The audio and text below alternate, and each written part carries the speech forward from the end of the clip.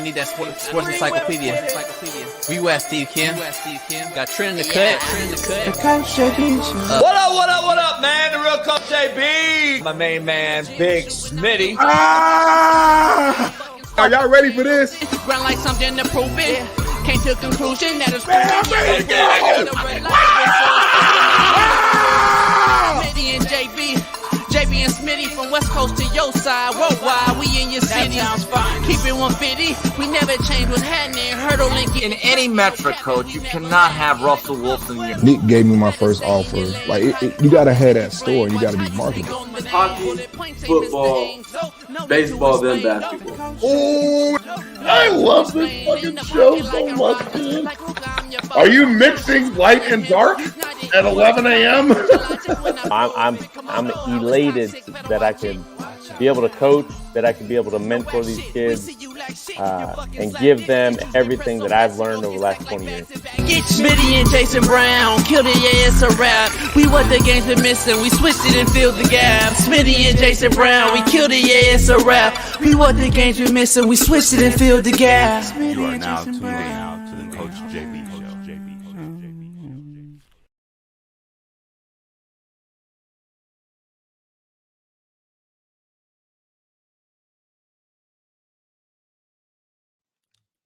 Hello?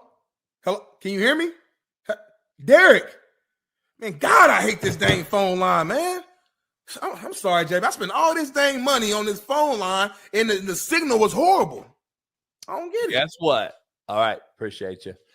We got a new deal with Mint Mobile. I just saved your whole life in phone drama. Mint Mobile is now a new proud sponsor of the Coach JB Show with Big Smitty. Stop playing. Your problem's been solved. We got a partnership with Mint Mobile? You talking about Ryan Reynolds, Mint Mobile? Stop playing right now. Hold on. Let me Google this real quick. You can try mintmobile.com/CoachJB and get 3 months free when you use the promo code CoachJB. Hey, man, I did a quick Google search real quick to make sure you wasn't playing around. They got plans as low as $15? They got plans for $30, unlimited everything. Speed, coverage, data, access to 5G, unlimited talk, text, mobile hotspots. You can talk in Mexico, talk in Canada, and they're built on the nation's largest 5G network. Are you kidding me, JB? Hey, and everyone wants to know how hard it is to switch to your service. Big Wireless wants to think it's hard. They want you to think it's hard, Big Smitty, but switching to Mint is super easy thanks to digital eSIM cards, which most phones now have. You can sign up and activate immediately right on your phone from the comfort of your own home. Mint Mobile does it all. Short, fat, skinny, and tall. That's why the Coach JB Show with Big Smitty is proud new sponsor using promo code CoachJB. Try mintmobile.com. This is where it's at. We got it, Big Smitty. So, hey, I'm switching over to Mint Mobile right now, JB. I'm done with this company I'm working with. They crazy. The line it never works. The signal is out, and it costs too much money. I'm going over to Mint Mobile, JB, and y'all should do the same. Big Smitty, I'm calling you right now. JB, Mint Mobile. Mint Mobile, clear as day. I hear you clear. The new promo code Coach JB right here, 3 months free. Mint Mobile, try mintmobile.com/CoachJB and get you there free. 3 months off, family deals, all deals, short, fat, skinny, and tall. Mint does it all. Proud new sponsor. Much love. We'll see you later. Peace. What up? We are in the building. It is Work Boot Wednesday. Strap up your hard hat and tie up your work boots. Pull up your big boy pants. It's going to be a show. We got Big Tank Johnson joining us again today. Big Matt McChesney. We're going to talk Colorado, Deion Sanders, Coach Prime. We're going to talk about that as well. TikTok just suspended me again, but it is what it is. Let's get it cracking. We got a lot to discuss. And you saw Prime on the thumbnail with his kids buying him a mansion and all that old shit. It's breaking news today, supposedly. Is he going to hire a DC? It's also JUCO signing day, so maybe he's signing a big-time JUCO player. We don't know, but we're going to dive into all that and some more. So pound the like button, subscribe, become a member. You ain't been pounding the like button lately. We've been having horrific pounding the like button by all the loyal fans out there. We appreciate you out there, but make sure you pound the like for us to break the algorithm. Without that, having that being said, without further ado, Kelsey, 1776. Shit. Ain't that old. Yeah, Lucy. You know, I got the t-shirt game going on. Let's bring in our main co-host. Our Naptown's finest, Far East Side, 317, Ball State legend, Fox Sports having, AR5, goggle wearing, Lamar Jackson riding. Our main man, Big Smitty. Clap it up and pound the like when he walks in the door. Clap it up. Hairline look kind of fucked up. It look better than yours. Oh, that's because you ain't got one. What's going on, JB? I just got 1976. TikTok. Yeah, you did, because you said something crazy like 2 days ago. Like I just said it again this morning. Some bitch ass kid. You wanted to. It's like you want to get suspended. It's like getting suspended. Like turns you on. It's like a thing you like. It is what it is. It's like I don't know. I don't. You know. I'm not gonna. I can't change. It's fucking. I tried. You can. You don't have to change, but you can alter little things, JB. Yeah, they say that, but then you got money on TikTok right there, like $1,000. You just throwing it. You just throwing $1,000 just in the joint every single time you do that.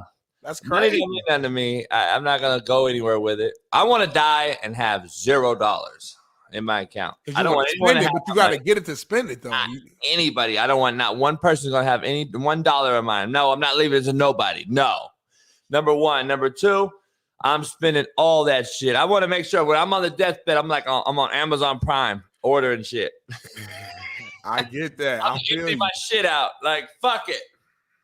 I hear that, but you got to get the money to spend the money. You get some spending on TikTok, you ain't gonna get the money. I know, but I'm spending it anyway.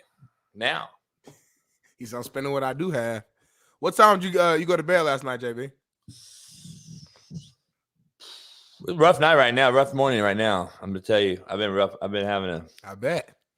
Then it's all the rain, and I'm dealing with all kind of drama and dogs in and out, getting them out. They haven't been out much at all. It's like, you know, they got to go out. They know they got to. They be hot. They know they got to go piss and shit. They got to go in that rain, and then they're like looking at me like something else they could do. I'm like, nah, ain't nothing you can do. If I want to use the toilet, your dog's smart as hell. Yeah. No, I ain't leaving shit for my daughter, motherfucker. Since you want to be so in tune to what I do, motherfucker. No, I'm not. Answer your question. I'm not doing shit for nobody. All right, Big Smitty, we got a lot to break down here. Deion speaks at his college class at the University of Colorado. They named the class after this guy. Number one thing we got to break down. That's cool. Number two, we think there's some primetime drama in Colorado stirring up. Today is supposed to be some news some news dropping. We don't know what it is. Is he hiring a D coordinator? A, that's one of the things. And let's do a poll question. Is Deion hiring a D coordinator today as breaking news? Or is he signing one of the big-time JUCO products? Because JUCO signing days today, National Signing Day. We don't know. I saw the text message conversation that he posted, though. I'm trying to see if that's more from a player standpoint or a coach's standpoint. I don't know if you guys saw that.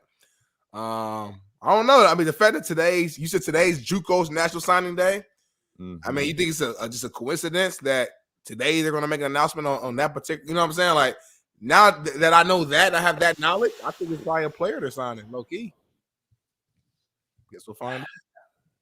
I don't know, but I don't know why you ain't had a DC or an OC hire yet. Deion gonna be the head coach, the OC, and the DC. Good luck. I mean, Sark do that. Sark and Lane do offensively. They do, but yeah, Deion ain't them yet. We're gonna dive into it, Smitty. Then we got a coach from Colorado talking about. And I know this speech that he's giving his players, dog, and I don't know. Say it. Just say it, JB. It's the realest show on the earth. I know the speech, dog. I know the speech as an assistant. I've been the assistant coach, having to give my guys, my recruits, the guys that ride with me, like, Coach is coming, dog. We got a coach coming. I'm about to be March. I'm just saying, we got a coach coming, fellas. Just hang in there. And it's all fluff. It's all bullshit because I'm trying to cover up for the guy that's not hired yet. And apparently Warren Sapp was apparently going there. Apparently they shot that down. As a coordinator or a D-line coach? I never heard. D-line coach. I don't know who they is. It's either the NCAA, it's Colorado. Somebody I heard something about Warren Sapp not being able to go there. So it just keeps coming. I don't know, dog. We're going to dive into it. We're going to dive into it. It's very interesting. Big Matt's coming on. Big Tank's coming on. We're going to have some good conversation about it. Clayton Kershaw back with the Dodgers, signs a 1-year deal. I don't know. I'm torn on this. Probably the best regular season pitcher of all time. Probably one of the best pitchers in the playoffs ever. Does that even make sense? Yeah, it makes perfect sense. But honestly, I knew exactly what you – no, for real, though, because I would always call Peyton Manning the greatest regular season quarterback of all time, in my opinion. But the reason why he's not the GOAT is because in the playoffs, it was like opposite of who he was in the regular season. Now, he's still able to get 2 Super Bowls, obviously, but we all thought he should have got more. So, like, I understand what you're saying with Clayton Kershaw. The Dodgers in general, last few years, 100-plus wins, but he gets to the playoffs and they just fall flat. So, I don't know what's going on. Yeah, it's Kershaw. Tony says he's never attacked the Chiefs on his IG rant. He said AI. Is it AI? Yep, artificial intelligence. Took over his IG. Come on, dog. What do y'all say, Cap? That's Cap. Stop playing. That motherfucker's that's Cap. That's tip of the cap. This cat right here is, I think he's one of them cats like out there. Like he one of them ones. He's one of those cats that's out there. He's another one of those cats. Like, fuck, we gotta dive into. New England Patriots adding McAdoo to the revamped staff. He used to be the head coach for the Giants. He's been around a long time. A lot of people know him. He keeps getting recycled. He was a Panthers OC. I don't know where he fits in. I don't know what he's going to do, but we're going to find out. Patriots are keep hiring coaches that are just recycled, but it is what it is. We're going to see. Klay Thompson says being benched is really, really hard. On Get Up today, they're talking about trying to trade him. How can they trade him? He's averaging under 18 points. I saw a highlight of him. This motherfucker airball like 7 balls in the highlight. Yeah. No, it's like that. He's just up and down.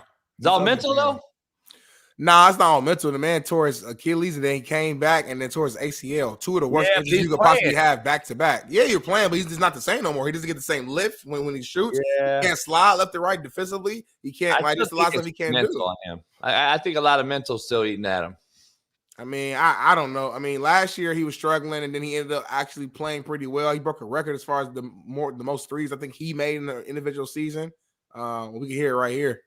Different story. How you feeling right now? I mean, I know you kind of feel great physically.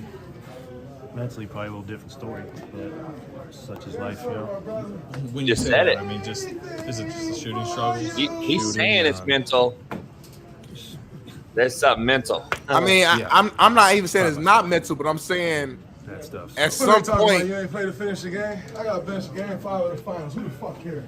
Well, I haven't asked that yet, but I will now. Huh? I said I haven't asked it yet, but oh, you like you about to. So I answered it for you already. I mean, you didn't post tonight. That's obviously going to be a story. I mean, Draymond trying to protect his teammate. These guys played great. He played great. BP, Jonathan. At the end of the day, winning trumps all.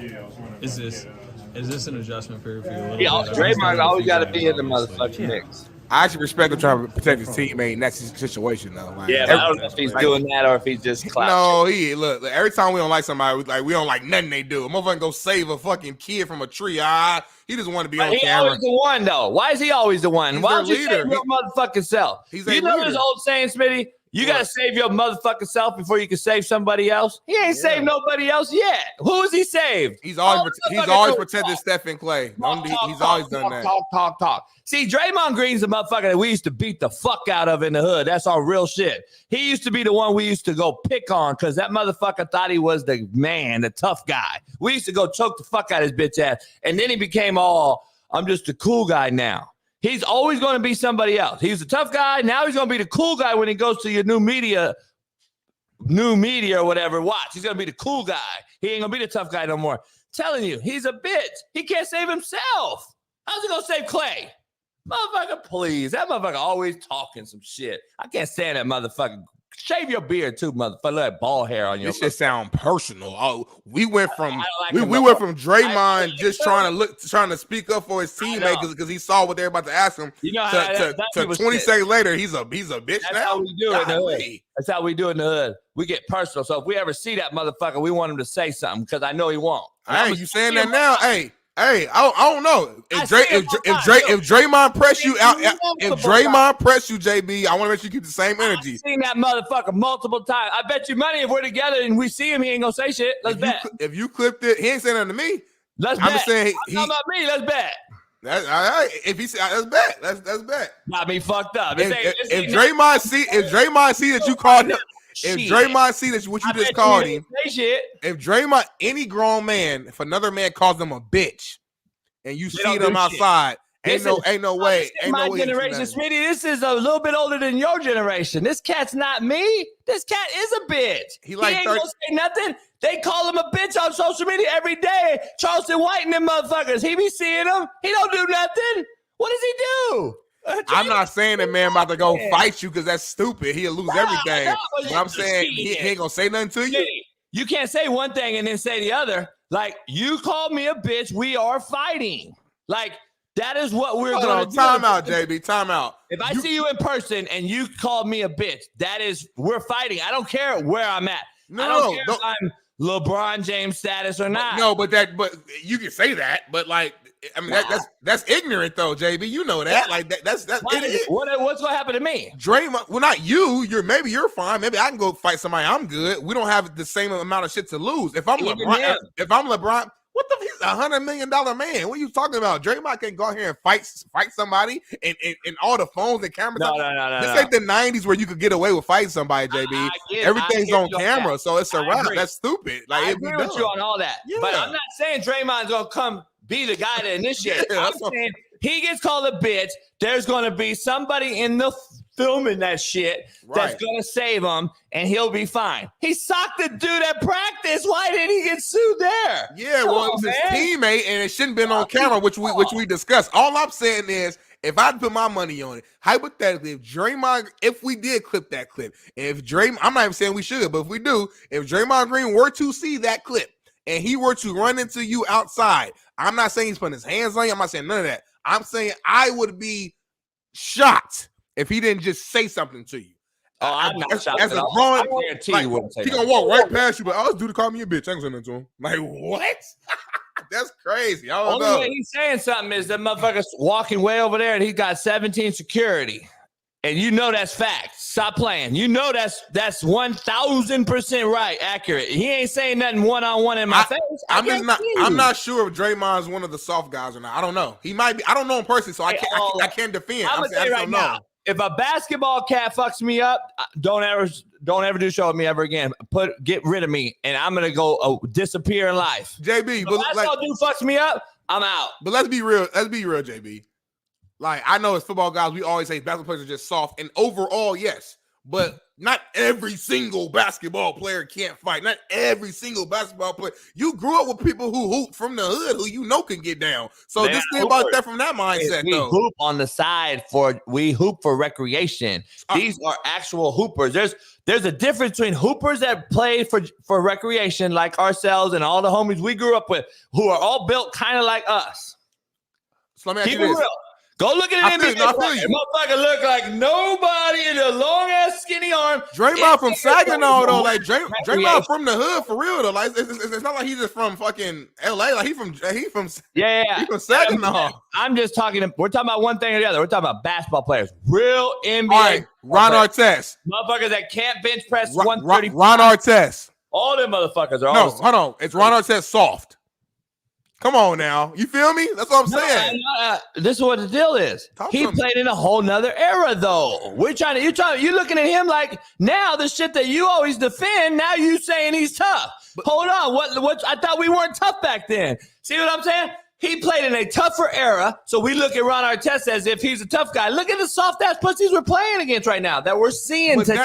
But that's because the rule changes. They don't mean you as the player is soft. Like, for example, we think the NFL is soft now in comparison. That don't mean every individual player is soft. You think Patrick Queen is soft? We know he ain't soft. You think Roquan Smith is actually soft? You think Trent Williams is soft? No, they have to adapt to today's rules. That don't mean they couldn't play in the old school rules. It don't mean that they wouldn't press you out in the streets if you called them out their name. And just like with basketball, because the era and the rules are soft and you can't do certain things today that you did in the 80s, doesn't mean that you as an individual man will let another grown man disrespect you and you wouldn't say nothing to him. I'm not a gangster at all. I never tried to be a thug. I never tried to act like I was hard. But if a grown man disrespects me and calls me a bitch and I see him in public, I'm going to ask him about that. We're going to have a conversation at the bare minimum.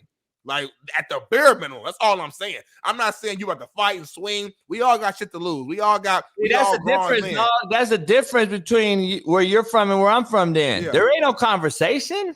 What do you mean? I said at bare minimum, that's what's going to happen. By calling you a bitch. We are scrapping unless you're the bitch. And you're cool. If you're the bitch and you don't want to scrap, then you don't come over to me. Like, but that's the point. That's the come over to me, dog. That's the point of me pressing you in the first place. If I come press you, that means I'm ready for whatever is about to happen. I'm telling you, you're contradicting yourself. You're saying Draymond want to talk. I'm not contradicting. I'm not contradicting myself. I'm saying if I see you at the Pump Brothers event and you called me a bitch, I'm about to come check you and see what's up with that bitch word, and we gonna. And if that leads to a fight, then we about to fight. Then that's all I'm saying. What do you mean? Okay, if you get fucked up, you get fucked up. But you're getting the approach. You stay away from me. That's what I'm telling you. The difference is Draymond's staying away from me because if he comes over there, he's getting fucked up. See that you don't have the same mindset. JB, you can't. A grown man can't move in on fear-based mentality. JB, conversation. It ain't conversation. I call you that word, Smitty. That means I know that whatever happens, happens. Or I wouldn't say the word. I wouldn't say the word. See, that's the difference. Nowadays, y'all so soft on all on social media. They say bitch all the time. That's all I see. I see dudes calling each other bitch all the time because they know they can't get touched. They know they can't get touched. And that's why they say they're so comfortable with saying the word now on social media. They'll call motherfucking females out their name, men out their name, because they know they're not going to see nobody in person. Draymond ain't doing shit in person, homie. That's on everything. I already know. This is what it is. Cats don't want to really talk that talk, dog, with me because they know. I'm just telling you guys. All I'm saying, JB, maybe you're right about Draymond. I don't know Draymond in person. All I'm saying is this. All I'm saying is this. You're going to call somebody a bitch one day and they are going to press you. Just know that. Like, everybody not soft, JB. I'm sorry. I'm telling you the is, whole world ain't just soft. You're taking it out of perspective. That's not what I'm saying. I just said simply, if I say the word and I say that word to anybody, I don't care what age they are, whatever. Right. I'm expecting something to crack off. And you cool with it. Okay, got you. No, because that's the mindset. Growing up in my era, we say that word, it meant fighting words. That's my era too. That ain't some shit that changed. It ain't no more though. I'm just saying, when I grew up, Trent, you call somebody a bitch, that's what's about to happen. They think if you get called a bitch, it's a joke, homie, because social media has allowed them to say the word and not get smacked. And they walk around now thinking, they say that shit so comfortably now, they think it's a joke, homie. I'm telling you. It's the dude. I ain't gonna say it's the dude at work, like a producer. I ain't gonna, but they be like trying to loosely like say it like in a joking way to people. And I like you at work Yeah, but it's like I'm telling you, like, bro. No, so you right. I'm telling you, I'm agreeing with you now because I've been in a position. I'm like, all right, bro. Like, you know, you know, you got like that's how I grew up. It's just weird. I almost get uncomfortable because I don't even know because it's hard to separate the hood. Yeah. But hear me out. It's hard to separate the hood and how you grew up from corporate. It's really hard. And I know what you're saying. It's like, nah, fuck that. Go. Yes, but I'm a grown ass man with shit that got to handle. So like, I can't be at fucking work and just spaz the fuck out. And so that's what I'm saying. This is a good conversation we're having. We did not plan for this, y'all. So hit the like button. I get you can't spaz out in corporate America if you want to keep your job, but like, I guarantee you, there's not a person that I know that I grew. If you come to the party Sunday, you'll see guys old school guys that I know. They're all the same.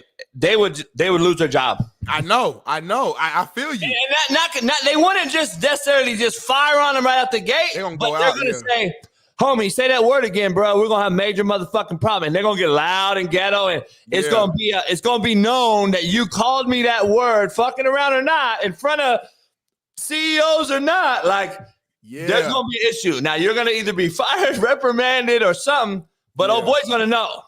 That's what I'm saying. Jamie, let me ask you this, man. This is a good conversation. I've always wondered this with people with, like, money, rich people, obviously, like, big famous people. Like, is it harder for people who have a lot to lose to really react in the way that they want to react? Like, I live a good life, but I'm not rich at all. If some shit go down, I was at a Chargers game like a year ago, and I almost beat somebody's ass at the game in front of everybody after the game. It was people who actually knew me from the show and stuff who was around and came over there and pulled me back. Some super drunk ass like white dude said something like to my wife, and I was holding her hand and I heard it, and I just immediately like I didn't even think. I'm in his face, I don't know. I kind of blacked out. But my thing is, I can do that. But if I'm fucking I don't know, Stephen A, just as an example, I don't know if he gets away with that type of stuff because of the generation we live in, and everybody has these things right here, and it's like, you know, you can't do that. So I don't know. It's just weird to me. Like, what's your opinion on that? Just like, the more you make, the bigger your name is. Do you have to just let shit go, or how does that work? There's a difference. So if you look at all the people and you just talked about, like, Stephen A. Motherfucker didn't come from he always talk about all that shit. This cat's had money for as long as I can remember. I know everything, even his mother, if you go do research, had some money. He wasn't living in cockroach infested 1-bedroom apartment with 6 daughters and sons and brothers. People that I see, and you know better than me. Just think about it without saying any names. The cats you know came from money, and the cats that did it. The cats that did it don't think about losing the money they never had to begin with. Right. And they're the ones that's going to check your ass. The ones that always had money is the ones that are always going to be slick with using the word bitch, being that they're the rich guy that had money, or the enabled one, or the one that came from a bougie background. That's going to be the one that says it because they think they're untouchable. Right. The hood cat that never had money that made it is the one that's going to call his ass out and probably get fired because he ain't been there long enough to understand corporate America. And they probably don't care as much anyway. So look at Marcellus. You think he's going to just sit there? And number one, number two, they're probably not testing Marcellus either. But I know Marcellus in situations that I've been in with him, he ain't just walking away. Right. He ain't walking away. There's a lot of other cats I know about that too. Like there's other guys like that I know too. But then there's the rich cats I know that have been in the thing the whole time that's been handed it down, who will just smile, laugh it off, walk away. They're probably the ones that started it too, by the way. And they'll walk away, and they're protected by corporate America. And then guess what? They have the blame game out to get out. Oh, Smitty did it. They got the out because they're the ones that are, have the reputation of being the fucking never do wrong guy. So like it's fucking cold game. I'm just telling you, I know it's a cold one, but it is what it is. That's why it's tough, boy. Using that word, I'm just telling you certain things to certain people. I'm telling you right now, if you put a bunch of 20-year-olds in a room and you just tell them to call themselves bitch, like every 5 seconds, there's just a script. Right. And They have a conversation. Hey, what up, dog? Ooh. Okay, bitch. And like just like that and turn around and talk to the next guy. I bet you ain't nobody starting to fight. Nobody saying ain't nothing happening. Ain't nobody swinging, saying nothing. It's because it's so regular now. It's like it's normal. We do that in a room of 50-year-olds. The whole motherfucking place fighting. Yeah. All right. Now, we should do a goddamn study. We should do that, like a little test. I'm just telling you, there's a difference, dog. I'm telling you, social media has protected these dudes. I'm just telling you. Real quick, because I know you've been talking about this for a long time, but one more line and we can move on. Just devil's advocate. Let me ask you this.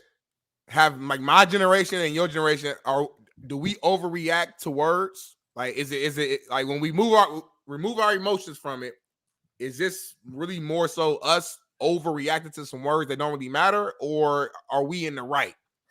You know what I'm saying? No, we don't overreact. See, that's what it's the bitch made cats that's going to say we overreacted. We are from a generation, I am, that our word is bond, Smitty. Right. Respect. Our word is bond, homie. So what I say is what I mean. What I mean is what I say. Like, there's a difference between my word and now these new cats' word. And that is why we don't overreact, but they'll say we do. They'll say we overreact because they said, oh, we called you a bitch. Well, that word just don't fly in my era. And if you call my mama a bitch, we fighting. If you call my sister a bitch, we fighting. If you call my daughter a bitch, we fighting. So if you say bitch in front of me, we fighting. Like, that's what it is, because I'm not a female. Right. So, like, I'm looking at it like our words are bond. Whatever we said, we used to honor. We used to have a thing called loyalty, man code, bro code, whatever you want to call it. Nowadays, you don't. Nowadays, you get away with saying anything you want, and then you still got to go to work with that motherfucker. Or you got to look at him every day in class. Or you got like, hell no. And we can't do it. You got to get me out of this class. You got to get me out of this job. Like, there's no way I'm looking at you every day. Like, I don't know. I think my word is bond was a real thing. We used to honor it. Nowadays, it's about attention. Yeah. We got a bunch of attention whores now instead of loyal people. There's no more loyalty now. That's why you got snitches now, Smitty. That's why there's snitches. See, snitches get ditches. When I grew up, that was a real thing. Mm-hmm. And we've always probably had some bitch ass snitch somewhere, every era. Right. But let's be honest, like, snitches get ditches, or if you want to say stitches, we said ditches back in the that was from our era, because that was like a mob code, a gang code. Like, don't snitch, even on your worst enemy. And like, that was the thing. Nowadays, dog, look at how many motherfuckers are snitching. They snitching on live streaming.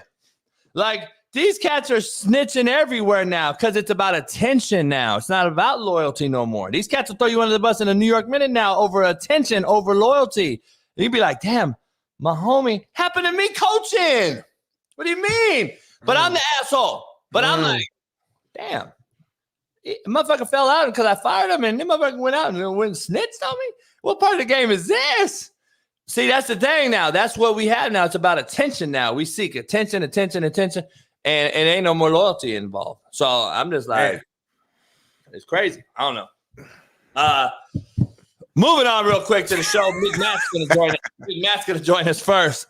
It's crazy. Hey, we be all over the place, but that was a good discussion, though. I don't know how that even happened, but it happened. I'm glad it did. Oh, because I was going to knock Draymond Green ass out. So here's the thing, Smitty. You know me. I'm not looking for no fight. I ain't going to go looking for no fight. Yeah. And my dad was the same way. My dad was unbelievable. He was a Kita champion in the Army and shit, so he had unbelievable hands, and I got to learn a lot of that shit from him. But in a bar, they knew, though. Like, all right, if I fucking start something, this motherfucker he's gonna finish it, but he ain't gonna start shit. I'm the same way. I'm like my dad taught me, don't start nothing, but don't ever back down from nothing either. So I'm not gonna start shit, but just be careful, dog. The quiet ones are the worst ones. I'm just telling you right now. The loud ones are the ones. We used to laugh at the loud ones. The loud ones are the attention whores. Right.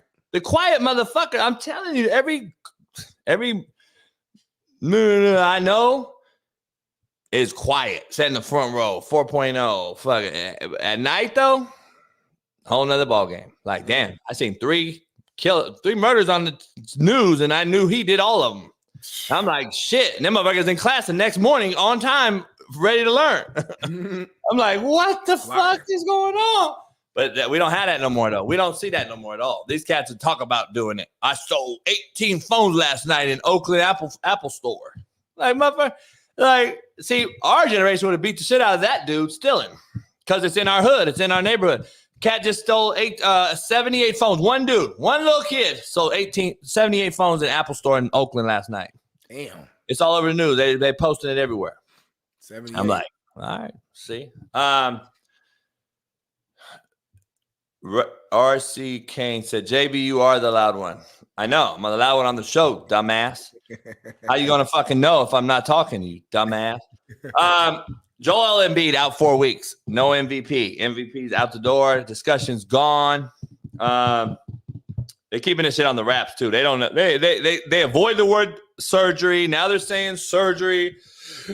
I think he's done. I don't know if I don't even know. In this generation that we're discussing right now, I wouldn't be shocked if they just said, oh, just sit out the rest of the year, come back.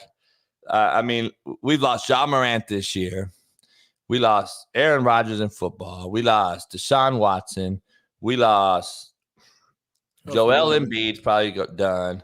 We lost, I'm glad Kawhi and Paul George are playing. Yeah. We lost Nick Chubb. I'm just thinking out loud. AR5. NBA, though, just star power, period. Like, they'll keep them out, though, rather than try to force them back. I'm glad Mark Andrews came back in that game. I think Joel will come back, but also remember the beginning of his career was like all just knee injury. So I think they're probably going to Levine tread softly. They're going to tread softly a little bit, I think, with that. So I assume 5 to 6 weeks because they want to be safe. 4 is probably the soonest. Like I said, I've had meniscus surgeries on both my knees. One of them I was pretty good to go in probably like 3 weeks, and then the other one ended my career. I don't know why, but my knee just didn't recover right. And I tried, I pushed it, I was out there, it just wasn't right. I don't know if the surgery went bad. I have to this day, I have no idea what happened.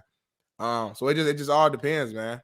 It all depends. Yeah, I think Levine's out for the year, so no Laker trade there. D'Angelo Russell has caught fire, so apparently they're not going to trade anybody in the Lakers. Tomorrow's the deadline. I don't know if they're going to, or is it today? I don't know.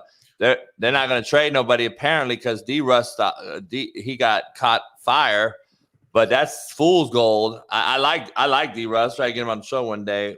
We talk, but I don't know is he going to stay like this? Can he consistently be this guy? Nah, he's up and down. The deadline is tomorrow at 3 p.m. Eastern. So something's gonna happen. It's gonna be last minute. Something's gonna happen, bro. It always does right around this time. So in these next 24 hours, we're gonna hear a lot. Tell you right now, if I'm 76ers, I've been saying it for months. I've been saying it for years actually on this show. I would have traded Joel Embiid by now. I would have traded him. When they blew up the Butler thing and got Butler out of there and Ben Simmons out of there, Harden out next. They've had all this. Look at the talent they've had in that place in the last few years. They've missed their window, dog. It's time to look. It's time to go. Like the NBA now in the current landscape, you cannot have a superstar on your roster without 2 other ones every year and expect to win a championship. You have to move them. Like, that's what they do now. Look at the guys that move around. KD moves every other year. Like, you got to move around now, and this is the generation. This is what it is. Like, I'm tired of harping on it.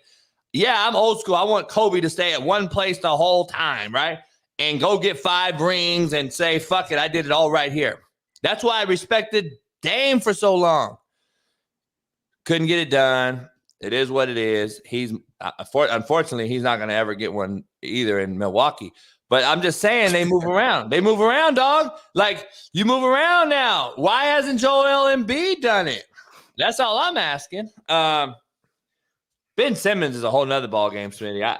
I'm glad Matt Barnes and them kept it real at least the other day because they were like, dog. So Ben Simmons is out now in the media crying over getting bashed. He's crying over getting shit talked about him. And Matt Barnes and them were like, homie, play then. If you play, cats ain't going to talk shit about you not playing. Like, how are you crying about talking about people saying you're not playing? It's a fact. Go play then. Yeah. Like, I'm trying to figure out, like, why you ain't playing then. He did play last night, to his credit. I was surprised. I heard his name. I was like, last week, he almost had a triple-double in his first game back, and then he don't play for fucking 5 more games. And now he played last night again. Yeah.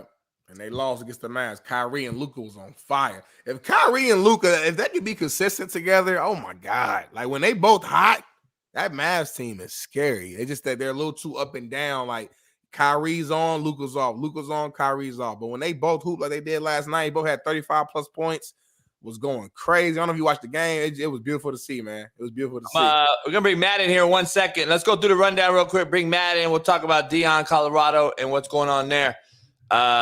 Rick Patino says college sports needs a salary cap. I want to try to fit that in with Matt when he comes on. And then the legislation in South Carolina all went to court, all the head coaches and ADs, and demanded that we start paying players as employees. I don't know where they're going with this. I'm going to ask Matt that. Louis Riddick says the Commanders should do whatever it takes. They should go through heaven and earth to get Caleb Williams. Quote. We got the same agent, so I like Lewis. He's a good dude. It's always whoever got the same somebody is always a good dude. Yeah. Like you don't even know Buddy really like that. Just that y'all got the same agent, so you rock with it. You know, I can't talk about him really like. Chargers add Minter from Michigan and Roman as OC. I love it. Talk to Matt about that. And then the Las Vegas mayor says the Oakland A's should stay their ass in Oakland, which is a crazy one. And then Fox, Warner Brothers, to launch a streaming app to compete versus Amazon Prime, ESPN, everything. It'll be available on all the apps, though. You can go to ESPN Plus and watch it.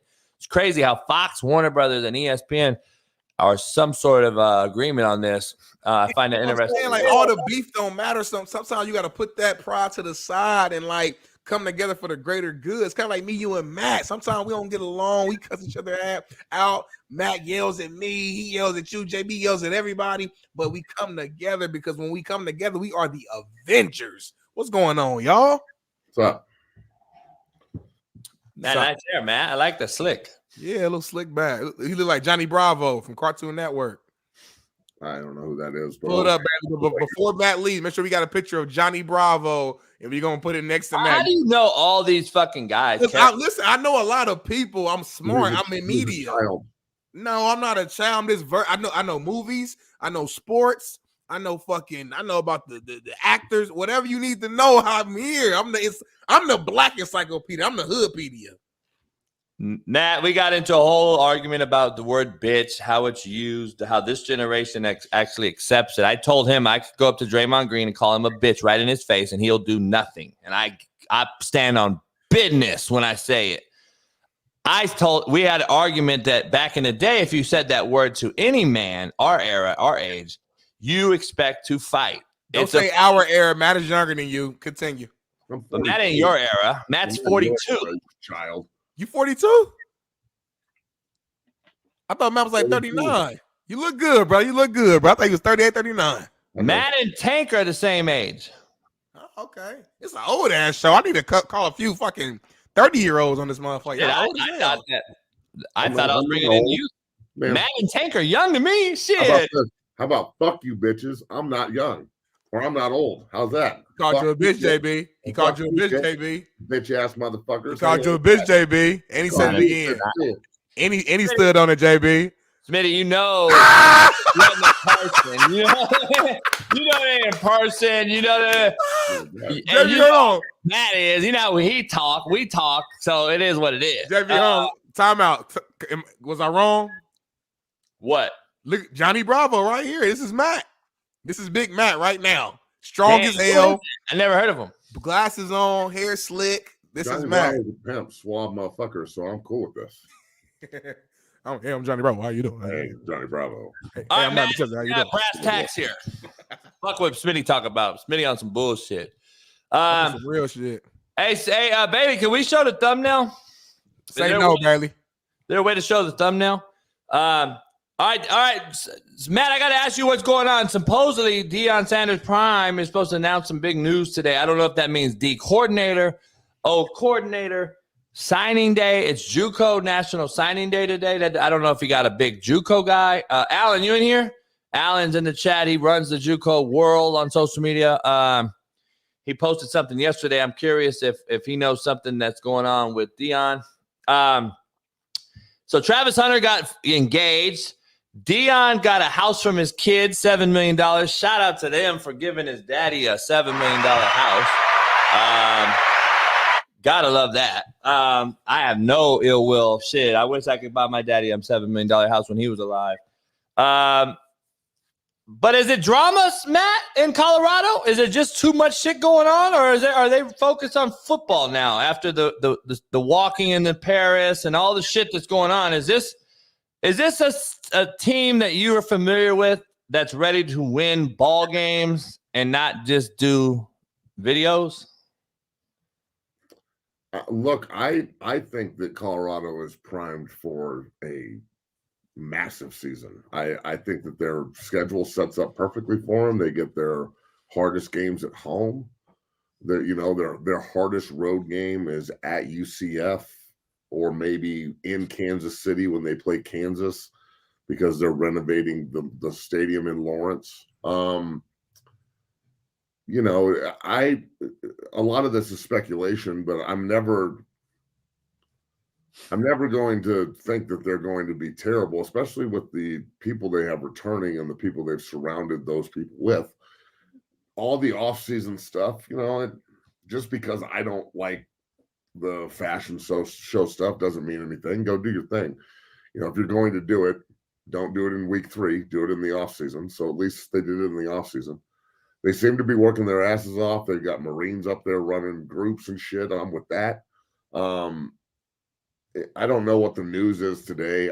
I've learned in the last year to react rather than speculate with this situation, because if you try and get in front of what Coach Prime's doing, you're going to be in the back looking and what the fuck just happened?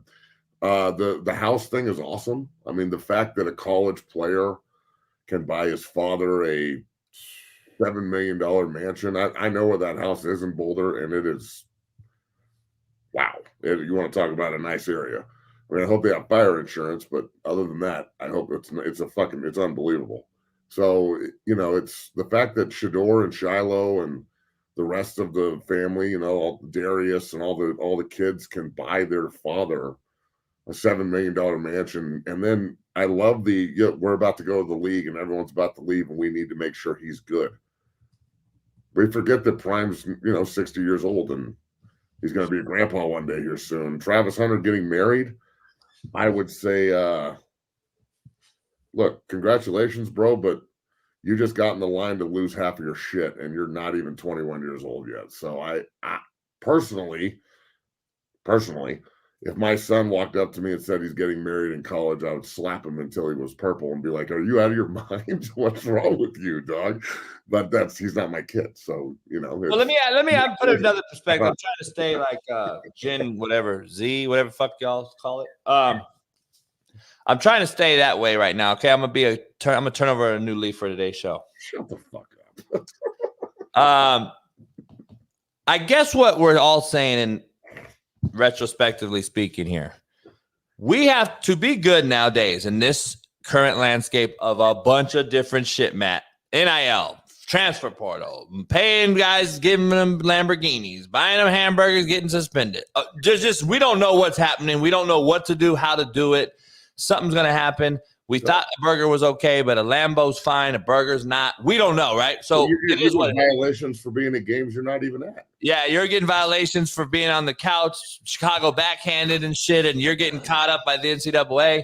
So we don't know what's going on. So I guess my roundabout point is this, and Smitty and Matt, I think you're going to agree on this.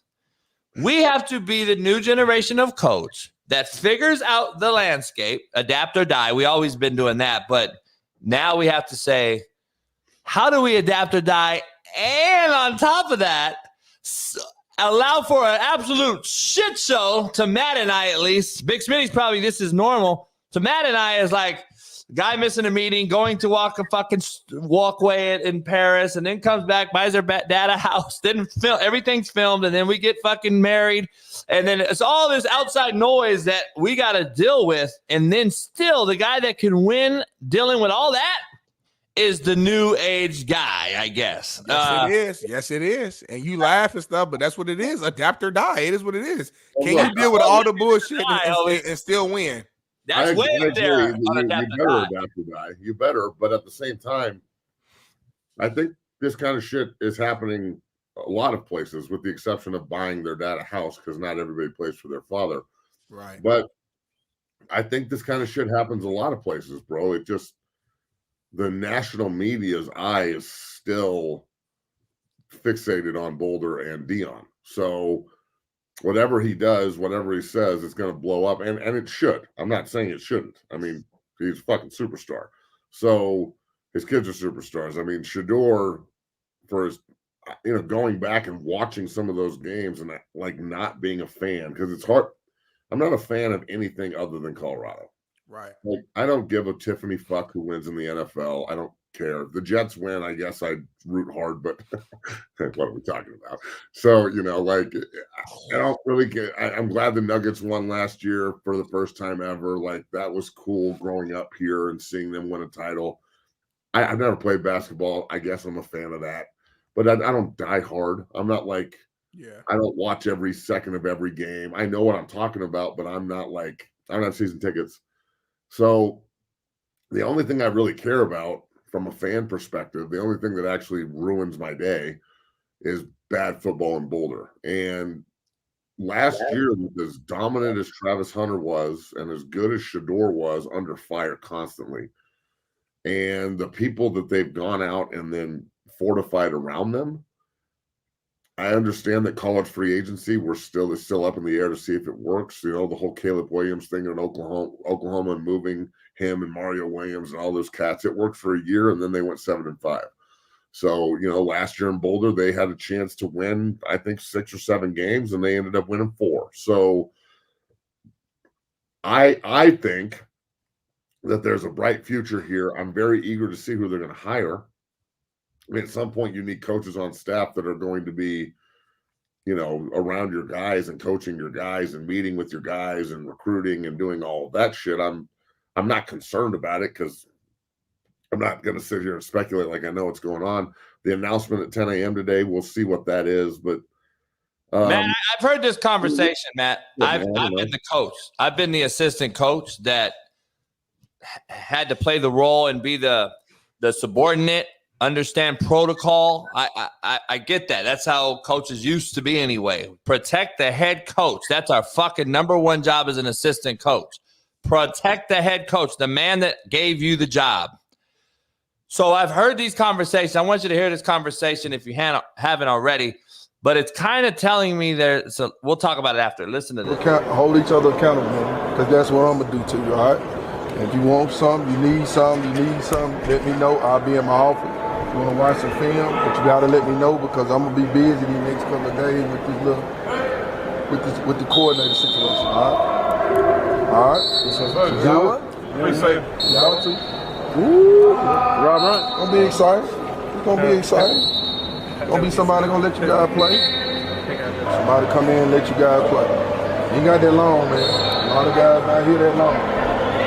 You here to accomplish your goal. First of all, you got to put the team before I. He basically saying, like, stay focused. I know you want a coordinator. I know you want to start installing defense, but we don't have that guy yet. I guess there's 2-part questions, Matt, to you that's right there in the backyard of Boulder. Why don't they have a guy yet, A? And B, do you see that as a cover-up right now, trying to keep everybody in line until they get coaches? I don't have an answer on why they don't have a defensive coordinator yet. I mean, it's been a while, at least a month, right? Unprecedented, really. It's unprecedented in this day, right? It's unprecedented, right? Because spring ball's getting prepped early. You have a coach lined up within. If you're losing Christmas, Matt, should be Christmas, right? So I just because they're doing it differently doesn't mean it's wrong. But I don't know, man. I mean, maybe it's like a flashy hire and somebody that, I don't know, name recognition with defensive coordinators is tough for me, unless it's Mike Zimmer or okay, like, well, they're going into like the old man basket and pulling out some guy that has been retired. Like, Pete Carroll. What young cat did they bring out of nowhere to like? Rumor that I've heard, a few people that you know have heard. Mike Zimmer. Time out. What was that little side joke between you two bitches? What was that? He fucking said Pete Carroll. I said, get the fuck out of here. Get out of here. Watch that bitch word, man. Go, JB. Here's the thing I gotta say. I've heard Mike Zimmer is one of the guys because he has to wait on him, because if he turns down the Cowboys, then that is who it may be. I know he's been a consultant up there with Dion. I know Dion looks to him in a high regard. But here's my caveat to that, or counter to that. When you wait on a big name, I've never seen waiting on a big name work. I have never seen it at the college level, because I believe that you put too much power in that particular person's hands as an assistant. At the end of the day, he's still an assistant coach, even though he may be older than you. He may have a better resume than you. He's still an assistant. And you got to be able to let everybody there in that program know he is my assistant at the end of the day, as much as I respect him or whatever. But like waiting on him, I believe I would never do it. I couldn't do it, because I need to have a guy in place already in winter conditioning in the weight room. That is a huge thing, Big Matt. You know, like having the DC's voice around the kids every day is a huge thing. And now you've basically lost 2 months in that process. So hope it works out. I do, but I just see it a bad start to a staff that needs to be put into place really, really quickly. It doesn't really hurt them recruiting, but it hurts them on the field. And as far as we get into winter conditioning, skills and drills, and then install and all this old shit. So I'm interested to see how it works out. Me too. I mean, it needs to get done. But at the same time, you know, they're just running and lifting right now. So it's not as if they're installing anything. But from a recruiting standpoint and just a stability standpoint, it would definitely be nice to have a guy, you know, in the office that they can go start. It's nice having a coach where you can walk in and sit down and just talk. And talk shop and figure out what you're going to do, especially with all these new players and, you know, everybody trying to essentially rally around Shiloh, Trevor Woods, and Travis Hunter. Like, those are the three returners. I think Woods is back. Those are the three returners in Boulder that, you know, the Bentley kid last year was exceptional. The linebacker, he played his ass off. They got, you know, the Cooks kid coming back at 3 technique, who I'm not saying he can't play, but he needs to pick it up. They did go out and get 4 or 5 defensive linemen because we were getting gashed. So it's interesting. That's for damn sure. I'll tell you, man, Coach Prime knows how to fucking fiddle that media, baby. I mean, he is one media fiddling sumbitch. I am impressed. I've never seen anybody do it like this before, ever. Here's the thing. Well, because it's never been this prevalent. This is where they make a lot of money. Still, I've never seen anybody in the social media era, the cell phone era, ever, like just play the media and the public the way that he does. And it's with a smile on his face, too, like it's just coordinated. Here's the difference I have, though. Here's the thing I have. Holy shit, dog. Swag. Hiring a guy. Black new guy. Like, you hire a D coordinator, Matt. First of all, you hire the D coordinator. You bring him in the office. He immediately has to know what my head coaching expectations are, A, privately. Then B, get with the assistants on the defense, and he has to legitimately on the bike, create a structure and a culture within that side of the ball with his staff. Because how many times have we inherited a staff and then in 2 months and we're like, hey, coach, Prime, this motherfucker ain't bought into my system. He ain't buying into me. My linebacker coach ain't buying in. He fighting my drills. He's telling players shit that I'm like, whoa.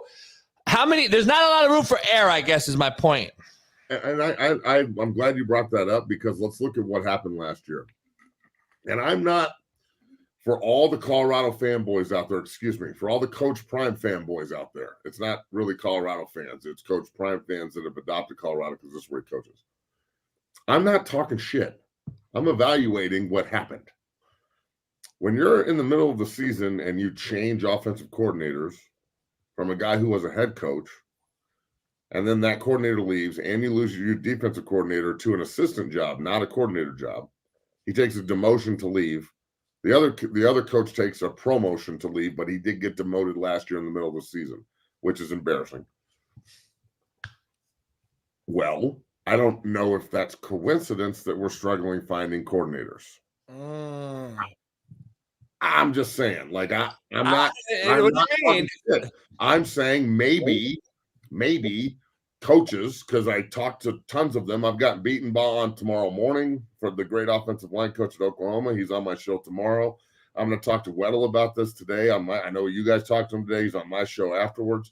I'm going to talk to him about it. Going in the Hall of Fame last night. Get him wed. Get him beard. I think that there's a large contingent of coaches in this business who are tired of the business, number one, are really fed up with college coaching and recruiting, and like reading that clip from the anonymous coach the other day where I got in a plane and ate breakfast on the East Coast to see one kid, and I was in the Midwest to see another kid at noon eating lunch, and I was on the West Coast at 8 p.m. visiting another kid, and I went across the country and I only saw 3 kids in the era we live in. That's ridiculous. We're wasting gas, we're wasting money, we're wasting time. And I'm like, that is the realest shit I've ever heard. Like, the way that they recruit is 1985 with VHS tapes. The way that the world runs now is not 1985 with VHS tapes. Like, everything else has become easy. Why hasn't recruiting followed these steps? So I'm just saying, where there's a little bit of lack of chemistry here with the recruiting world, there's opportunity. So I'm trying to take advantage of that and figure out how we can build some of those bridges. But at the same time, when you've got all these coaches that don't want to do it anymore because of how you have to, for example, this big son bitch that just walked in, he just walked to the bike, 14-year-old to-be freshman. Well, he signed up yesterday. Essentially, if I was a college coach, he would have to walk back in today, and I would have to do the same exact thing I did yesterday to get him to sign up again today to do the session. Like, yesterday didn't happen. So the coaches are tired of this shit. They don't like it. They don't like they have to recruit consistently, and they have to, like, Chicago backhand everybody to get them to stay and everything. Please stay and play with me. Like, I mean, come on, dog. So I think that there may be behind closed doors, coaches that are like, well, how long is Coach Prime going to be there? Is this a one-year stop like the 2 coordinators that were there last year? I guarantee you they got on the phone with Coach Kelly and maybe even Coach Lewis and started talking about, the ups and downs and what it brings. So some coaches don't like the media, the media frenzy that comes with Coach Prime.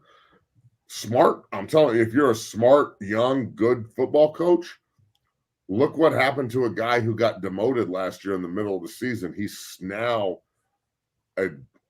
he got a really good job. San Diego State's a damn good job. It's better than fucking Kent State. That's for damn sure. So, like, let's just be real. Even though Coach Lewis got demoted and didn't do a very good job, or whatever you want to throw into that, why it happened, he's now the head coach of San Diego State after 1 year. So let's not act like Coach Prime and all that shine and everything that came with it didn't have something to do with that. So I'm just saying, man, there's a lot that goes into this, and I'm not going to sit here and act like taking your time is a bad thing. You know what I'm saying? Like, sometimes, especially in the frenzied world we live in, where it's getting where you fit in, sometimes it's better to be Eli Manning and the Mannings and say, I ain't playing for the Chargers. Sometimes it's better to be Elway and be like, I ain't playing for Irsay and the Colts. Like, sometimes you got to make the hard decision.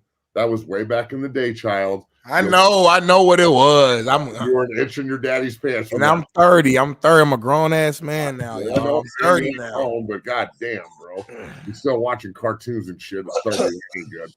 All right. So all I'm saying is there's a lot going on here, and I don't know the answer to all this shit, man. We'll see. I'm going to react just like you did. So, I'm telling you, the college football coaches, players, just football in general, I don't know if I could agree with somebody more than when you hear adapt or die. Like, I'm telling you, it's super cutthroat. Coaches and players involved. There's less opportunity than there's ever been, but they give you the illusion there's more opportunity, but there's less. And, the guys who refuse to do the work, that refuse to get out of bed, that refuse to, and this goes for coaches too, that refuse to hit the recruiting road, that refuse to do the dirty work, that want to go home and like cuddle up and sit on the sofa and shit. So those guys are going to be on the fucking sofa watching somebody else coach or watching someone else play moving forward. All three of us have experienced this, Coach JB more than anyone, because he coached. Right. Every one of us has experienced the fuckboy that doesn't want to be at practice, right? Yeah. Well, there's coaches like that too, dog. There's actually grown men that get paid to coach football. Listen to what I'm saying. Paid to coach football, which is not a job. It's a fucking luxury. Like, it's hard and it's intense, and maybe the money isn't good all the time, but you're coaching a fucking game. Like, it's what a beautiful thing to do, right? There's Coach knows this. There's coaches that sit there before practice like, I don't want to go out today. Ho, ho, hum. Like, well, take your depressed motherfucking ass and get out of here then.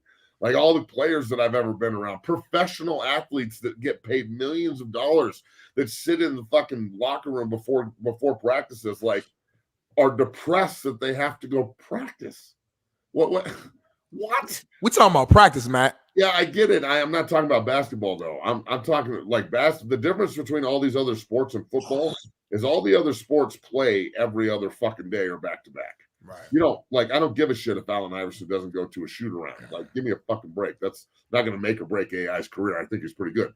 But football players, high school, college, professional football players, we practice 7 times before we get to play.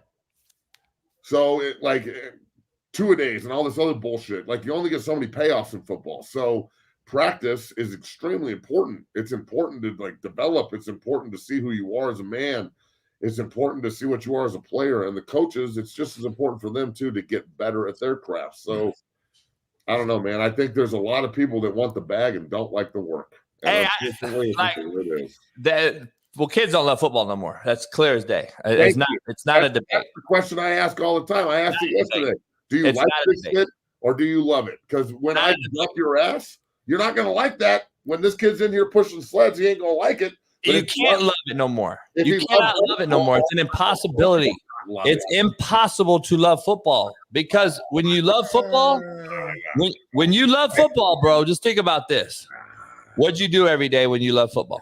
You thought about football. No. I watched it now. I got out of football and started fucking coaching football at my own facility that I just invented.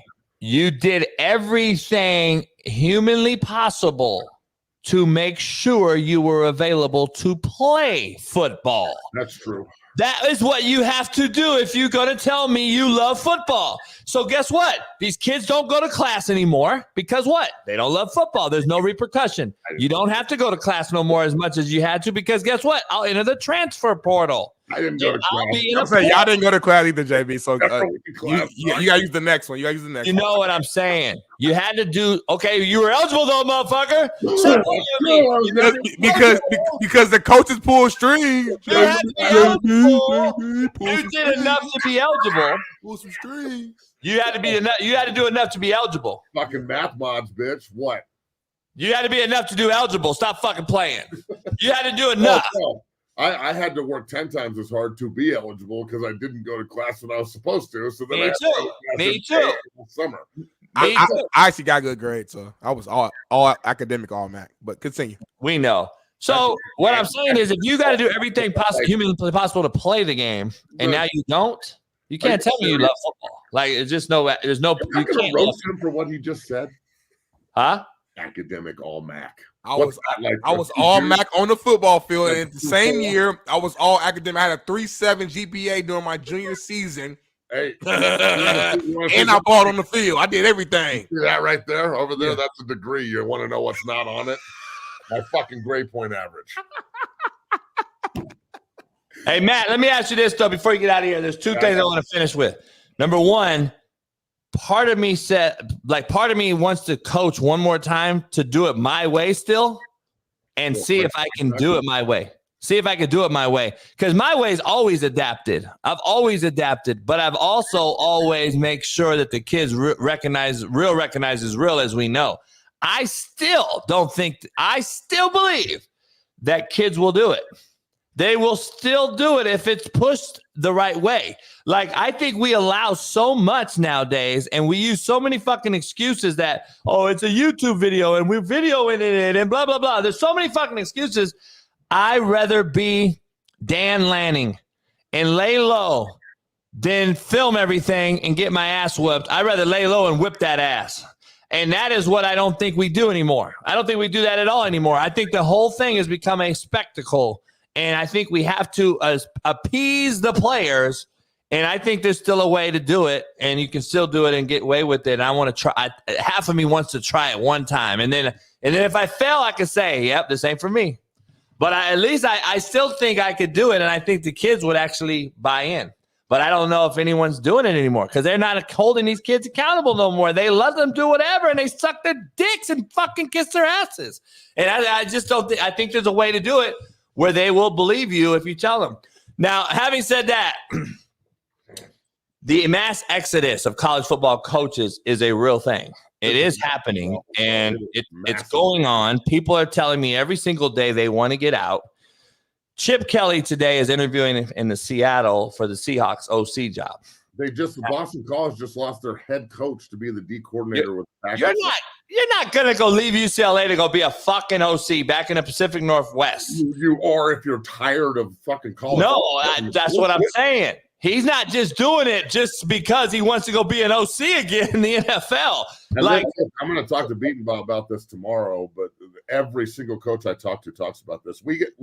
I have to go, but we need to talk about this at a time where we can really elaborate on it because it's a segment and a topic that requires a lot of thought and back and forth here between different generations, not talking shit, and a guy who's coached at the highest level. When I hear prominent coaches that have been doing it forever that I respect so much say, I am tired of this shit. This is not college football. I don't want to do this anymore. The kids are spoiled. It's all about money, blah, blah, blah, blah, blah. That ain't good, dog. That once you start losing quality people, it's bad. It's not good for the overall cohesive community that is college football and the NFL. So. Hey, I'll leave you with this though, from two very prominent people with some pretty damn ear to the concrete on this discussion, on this topic I'm about to break to you right now. If Chip Kelly leaves, don't be shocked if Pete Carroll's the head coach at UCLA. Holy shit. And that's crazy, right? Because we're talking about guys getting out. We're talking about guys that are 50, like Chip Kelly getting out, and a 71-year-old going back in. But it would be an absolute shit sandwich to USC. And I could see Pete doing that in a New York minute. And I'm all there for it. I'm calling Pete tomorrow. Coach, let's go. I'll go coach the Q's recruit. Let's go. UCLA, USC, careful what you wish for, dog. That Big Ten's coming. Have fun. Yeah. Have fun with that fucking game at Happy Valley in fucking December. That's going to be awesome. I know. Now, Matt, I gotta end you with this, man. I always want to ask you this. I always want to ask you this, Matt. Can you explain to me real quick what's the difference between a regular fuck and a Tiffany fuck? You use Tiffany fuck a lot. And a Tiffany fuck. A regular fuck. So the difference between a regular fuck and a Tiffany fuck. Okay, here you go. A regular fuck is just fuck. Okay. And just putting a little bit of enunciation on it, and if you want to go the other way, a regular fuck's just we got it's business time. We got to just get it over with. A Tiffany fuck has some shine on it. Okay. That's one of those extra fuck words. Like when you stub your toe and you're just like, fuck, that's a Tiffany right there. And then on the other side of it, if you're talking Tiffany fucking, I mean, let's be real. If your girl looks at you and she's like, Tiffany, she ain't talking about your side piece, homeboy. It's time for So all I'm saying is maybe y'all should get up on your fucking game out there. Stop talking to me about what is and what isn't. Shit. I'm out. Peace. And there it is. Mic drop.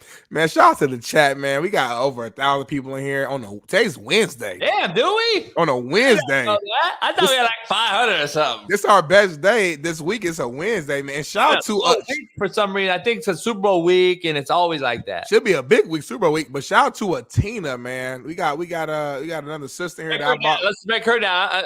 I brought to the think show. we've seen her before. Have we seen her before? Look a little familiar, but I don't remember the name of Tina though. She's an auntie. She's from Inglewood. She's been in the hood.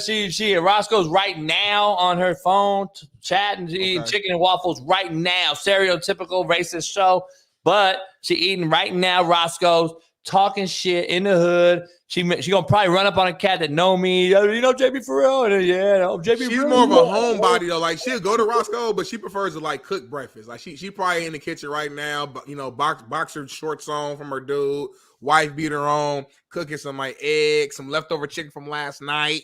You know what I mean? Fried potatoes type of situation. Grew up playing a little bit of sports, so she understands the game.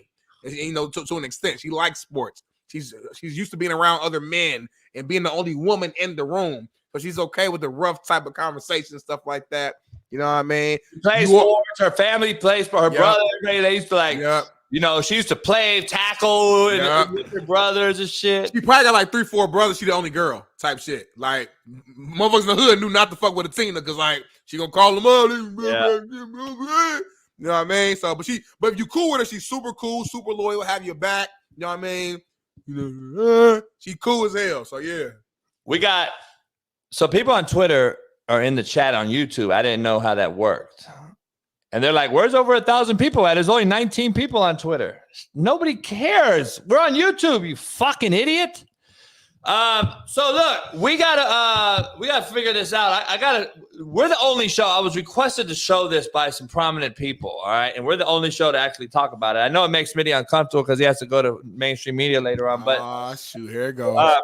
No, it's not major, but we gotta be real enough to show this type of stuff. And it's happening again, Smitty, and I don't get it. Female volleyball game that we witnessed earlier featured not one, not two, not three, not four, but 5 men pretending to be females. 3 were on Seneca, 2 were on Centennial. Gee, can you imagine which side won? Not only that, the male players were always on the court. So you had biological female substitutes just sitting on the bench for the entire game. You think we're very... This topic, though, and why are you filming me? You don't have my permission. Listen, it goes back to what I said last week with the other thing. I don't understand the women that just continue to play. Like, I talked to Weddle about this. I talked to Marcella. I talked to some people with daughters. Like, why are they out there playing? I don't understand why they don't get up. All those females sitting over there right there was watching, walk out. Because it's not fair for them to not be able to have a chance to participate in the shit that they want to play in because of this. Like it's like you're letting them win almost. It's like damn, like I can't play the game that I love because of the rules that we're allowing this to happen. Like that's not fair either. Now, if your argument is that if they all left out, you think that would change something, then I hear you on that. But I don't know if it would. So now you're just not playing the game and you're missing out something that you love because of it. Like I couldn't imagine me just not playing football because of, and I know it's different but like if there was some type of comparable thing to where I just decide to not play football, it's like, damn, I can't do what I love because of somebody else. So it's a sticky situation. I just don't get where the daddies are. Where are the daddies? Where are the mamas? Where are the coaches? Like who ain't nobody's standing on business on this topic? Like I don't get it. Like why nobody on Main Street? But what could the parents or coaches do? Like okay, like the coach could say, okay, you're not on my team. Okay, cool, that sounds good. But now those players go tell the principal, whatever the case may be, and legally, I don't think they're even allowed to not put them on. Like you know what I'm saying? So now what? Time to go, dog. Time to quit. It's time to quit as a coach. It's time to take the females out and tell the parents of those females you should leave.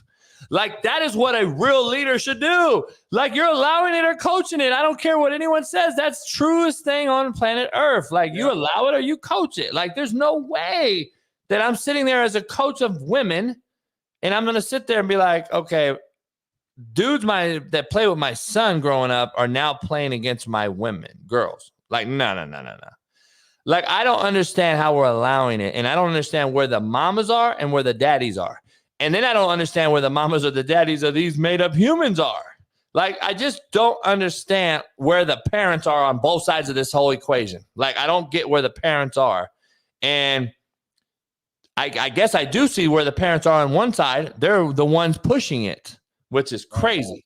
The parents on the other side of the actual biological female, how are you allowing your girls to play in this shit? Like, get out of here. Like, walk out. Like, if there's no females playing female sports, guess what? Houston, you have a problem. And now some legislation is going to have to come into effect, and you're going to have to start getting in court like Ohio banned it. Ohio banned it. I don't think they just put in a bill. You can't participate in female sports. I think some other counties or states are doing it. That's what you got to do. Like, it don't make no sense to me. I don't know, man. This is just crazy. And then you don't talk about it. The mainstream media will not discuss it, which to me is mind-boggling. I don't understand how people – because I know people on mainstream media that are looking at it like, JB, man, you don't even know. Like, these are people at ESPN, people I know that I talk to privately that are like, JB, shit is sad. This shit is crazy. Like, they all have kids. They all have daughters. Like, this is, that's why Sage still left. Like, I'm just saying, I'm glad there's a few real ones, but we need more, man, because if we just stay quiet, dog, this shit is getting out of control, man.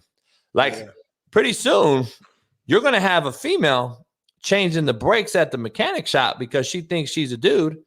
And then your brake's going to go out and you're going to fucking crash on the freeway because she don't know what the fuck she's doing. Like, that's where we're headed. We're headed to shit like that. Major shit that females think they're going to be able to do because they're so-called, made up human. It's fucking wild. Everybody's on their way to Vegas. Vegas is raining crazy too. I don't know. Today's a pro-am. I'm supposed to go down there tonight with Pat. I don't know yet what's happening because I got rain issues here, the dog issues. So I may not be able to go. I'm going to work it out, but I got everything situated to go, but I don't know if I can make it. I don't know if I don't know. I don't even know. And I really don't want to go. I really don't want to be around that fucking fiasco. I can tell you really ain't trying because like usually when you really want to go, you going like it ain't no conversation. I can tell you really ain't feeling like that. I don't do all-star games. It's a lot. It's a lot though too. You got to go. You got to drive. It's raining. The dog. And you can go for 2 days. It's just a lot. You're gonna be so damn raining like crazy. Pro-am. I don't know about Pat's pro-am today, and then tomorrow they start tomorrow because they go Thursday, Friday, Saturday this week. So because of the Super Bowl. So I don't know. Cisco's going to be at the Super Bowl.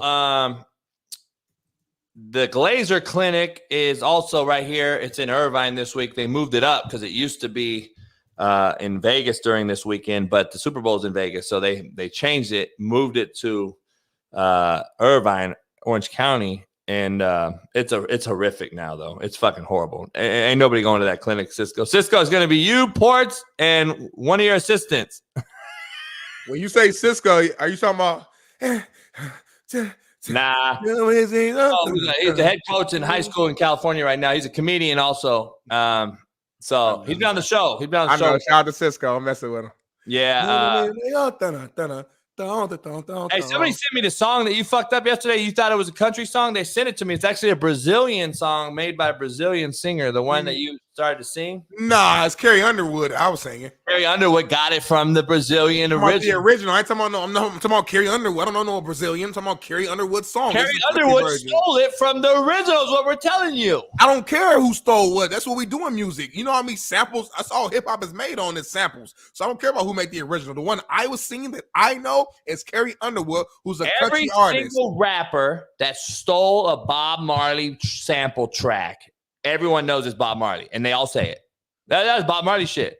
So pay homage to the Brazilians because you love their women, you love their country, so you should pay homage to their music. I don't know nothing about their country. I'm gonna go there and watch the Eagles game next year, but I don't know nothing about their country. I ain't been out there. Don't put words in my mouth.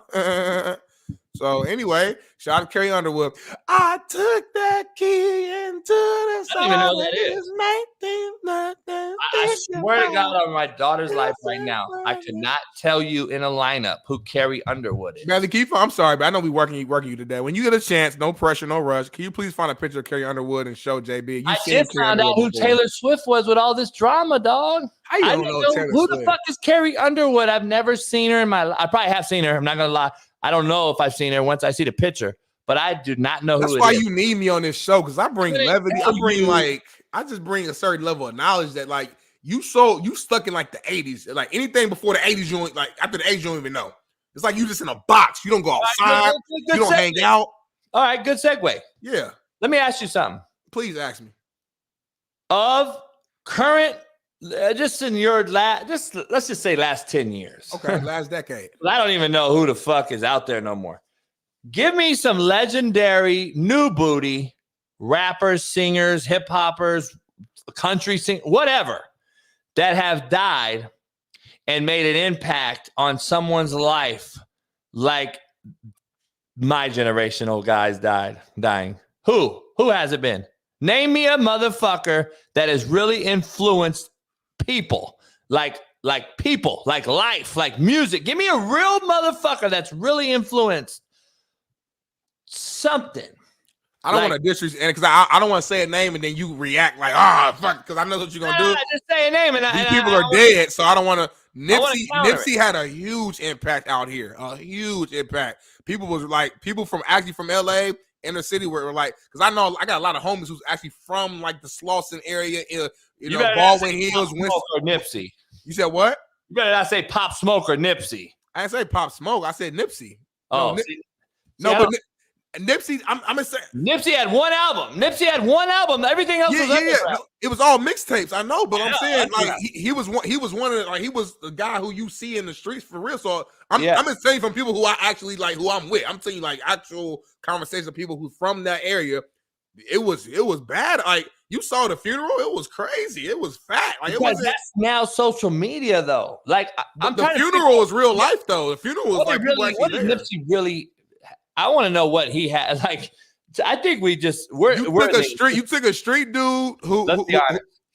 I'm just telling you, you had a street dude who's literally from, like, he's an everyday guy who was, you could touch, you could feel, you hung out with him, you seen him somewhere, you saw him come from a mixtape selling CDs on the side of the street to becoming a mainstream artist, and he was a guy who was taking his money and trying to pour his money back to the neighborhood that raised him, buying the whole area. Oh, that's new. And I said it was new. You asked me a question. You ever heard of MC Ren, Yellow, and Easy? But you don't have to reinvent the wheel, though. I'm saying, like, you can take from them and continue to do that. I know, but this has happened on every city and state in the country. We've had those. What do you want them to do? You want somebody to like fly? Like, what do you want them to do? Like, no, I'm saying for impact. That's impact. No, I'm asking like as if. We say this guy's so influential, and I'm like, I don't see it. We've had these guys my whole life. See, again, we're back on this what we know tip, not what we don't know tip. Like, there's so many people out there that are talking shit in my DMs about my Troy Aikman take. And I'm like, let me just ask you something. I'm trying to be nice with it before I just cut you out. Did you ever see Troy Aikman play? No.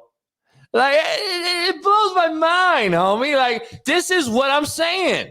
Y'all never seen NWA, and you're anointing Nipsey as the fucking greatest thing ever to walk the LA streets. But we didn't say that. Saw any of these people. Like, no, I'm just saying. I'm not saying you. I'm just saying this is what we do now. We anoint guys because we never saw the other guys, and that's my whole point. Why is everything a comparison? Why can't I anoint Nipsey and then anoint NWA? Why can't I anoint this guy and anoint that guy? Why can't you do both?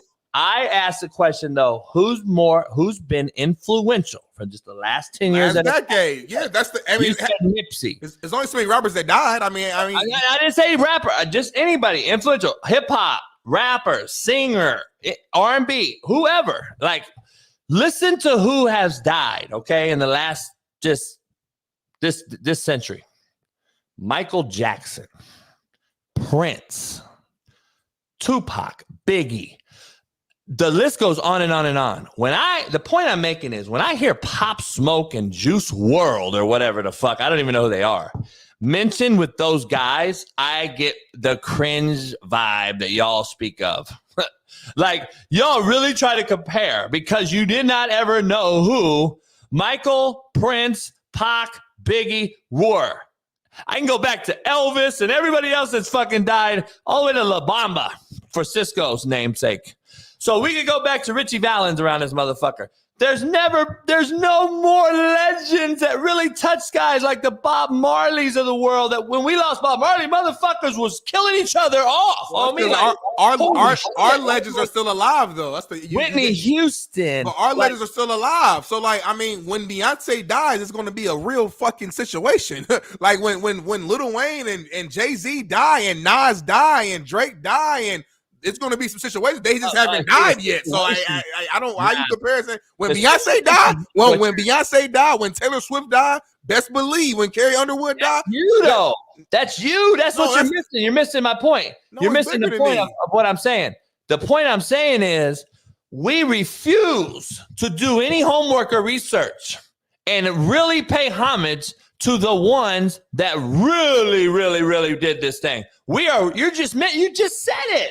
We are waiting to see. We're not waiting for anybody to die. We're waiting for Beyonce. When she passes, it's going to be some shit. But did you know who Michael Jackson was?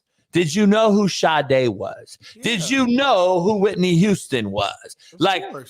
I know you know, but what I'm saying is I saw a video yesterday that we just like, I want to know, I guess I don't know how to say this. We just let Kobe die and we shitted on Kobe. Like everything that came out of rhetoric, media rhetoric, we never put Kobe even in the conversation about the GOAT. And I'm so glad Shaq called it out yesterday on a podcast I got to watch. He's like, when the fuck did we just pass up Kobe?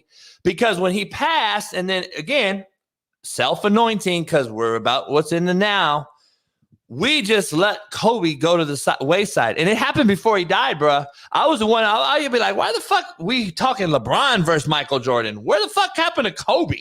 Like, we just fucking left Kobe in the dust.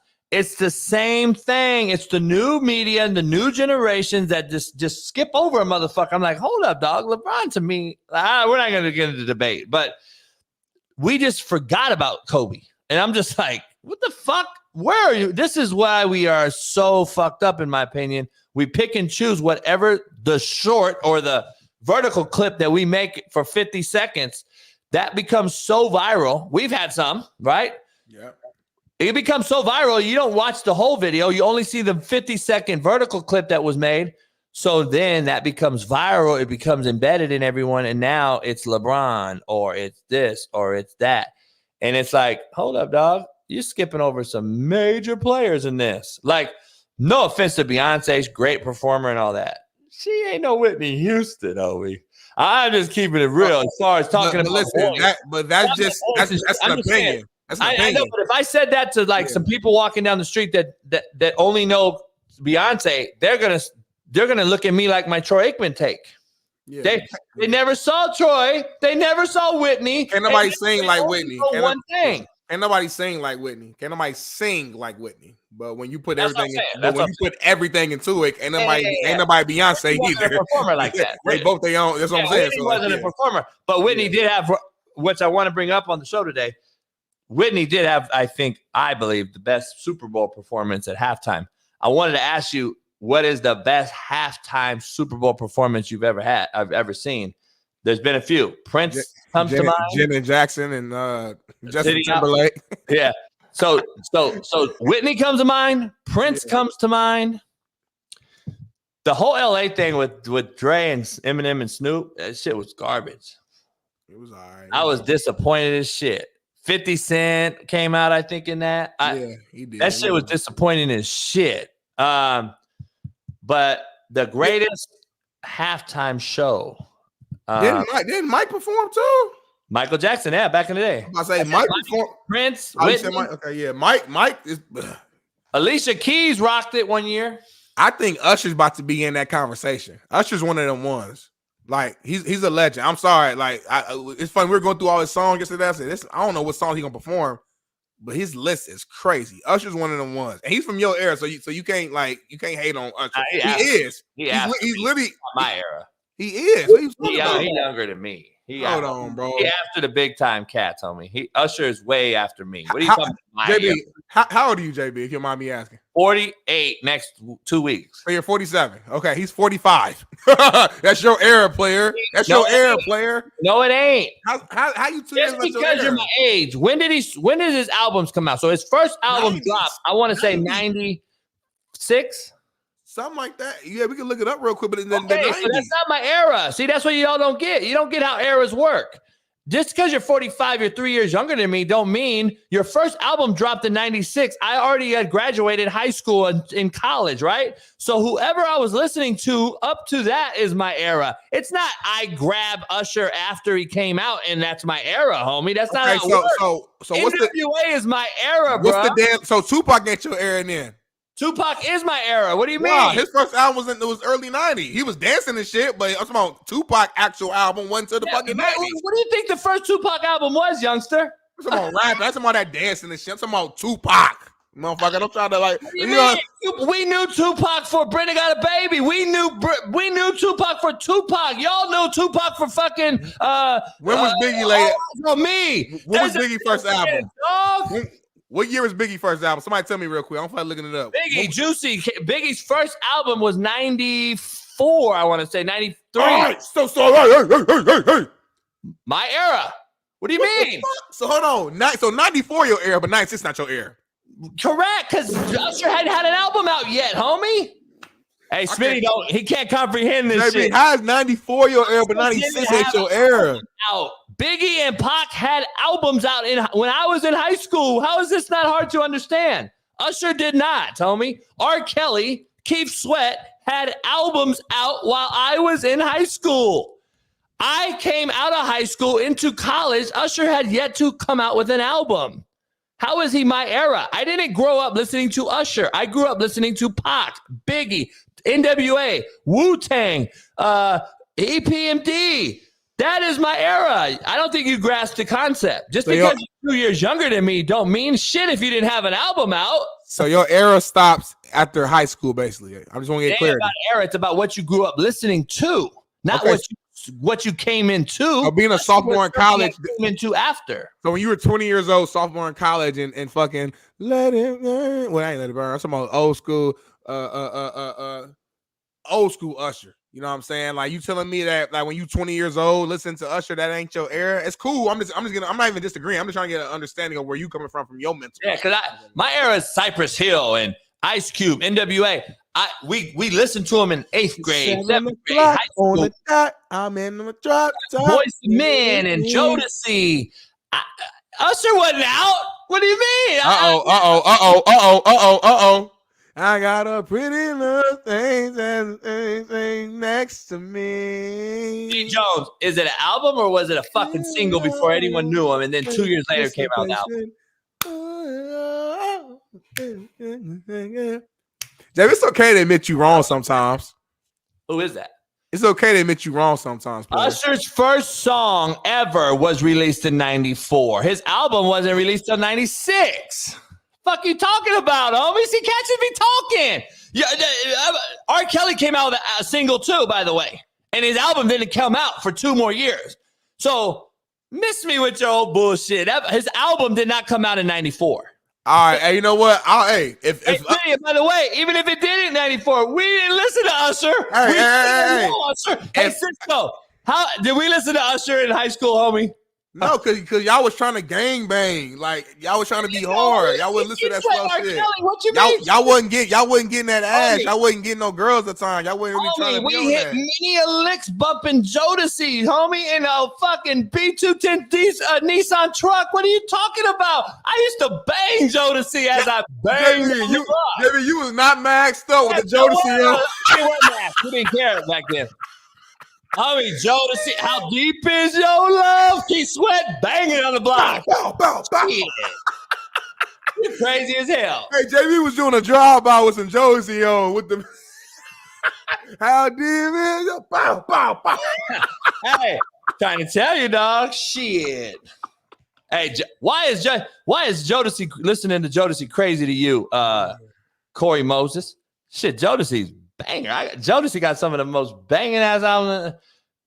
Guy, you don't know nothing about Guy. Yeah. Babyface. The thing is, my Babyface from Indiana, so that's you don't know nothing about it though. That's my era. He just got another Grammy for writing. Listen, I'll take Usher in my era. That's a legend. If you're gonna just give me Usher, cool. I appreciate that player. He's one of the greatest of all time. I'll take that. Look. I could be wrong with the era thing, but it makes sense to how I'm saying it makes total sense to me. I needed to grow up in it, right? Not come into it after I left high school and college. Like I needed to be in it already. I was bumping it 7th grade, 8th grade, like 9th grade. Like Usher didn't come out till I graduated already. So like he wasn't the guy we knew about. Like we found out about Usher later. So like it's different for me, I guess. I don't know. I got legends in my era: Master P, Lil Wayne, Luda, Nelly. I got motherfucking Usher. I got legends in my era too, man. So Hove is still my era. You know what I mean? It's kind of both our eras, kind of, because he lasted so long. Pause.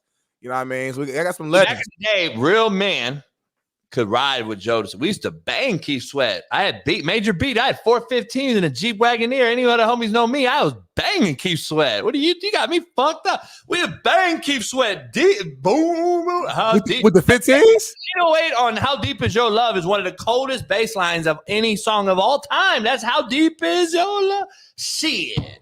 With the 15s?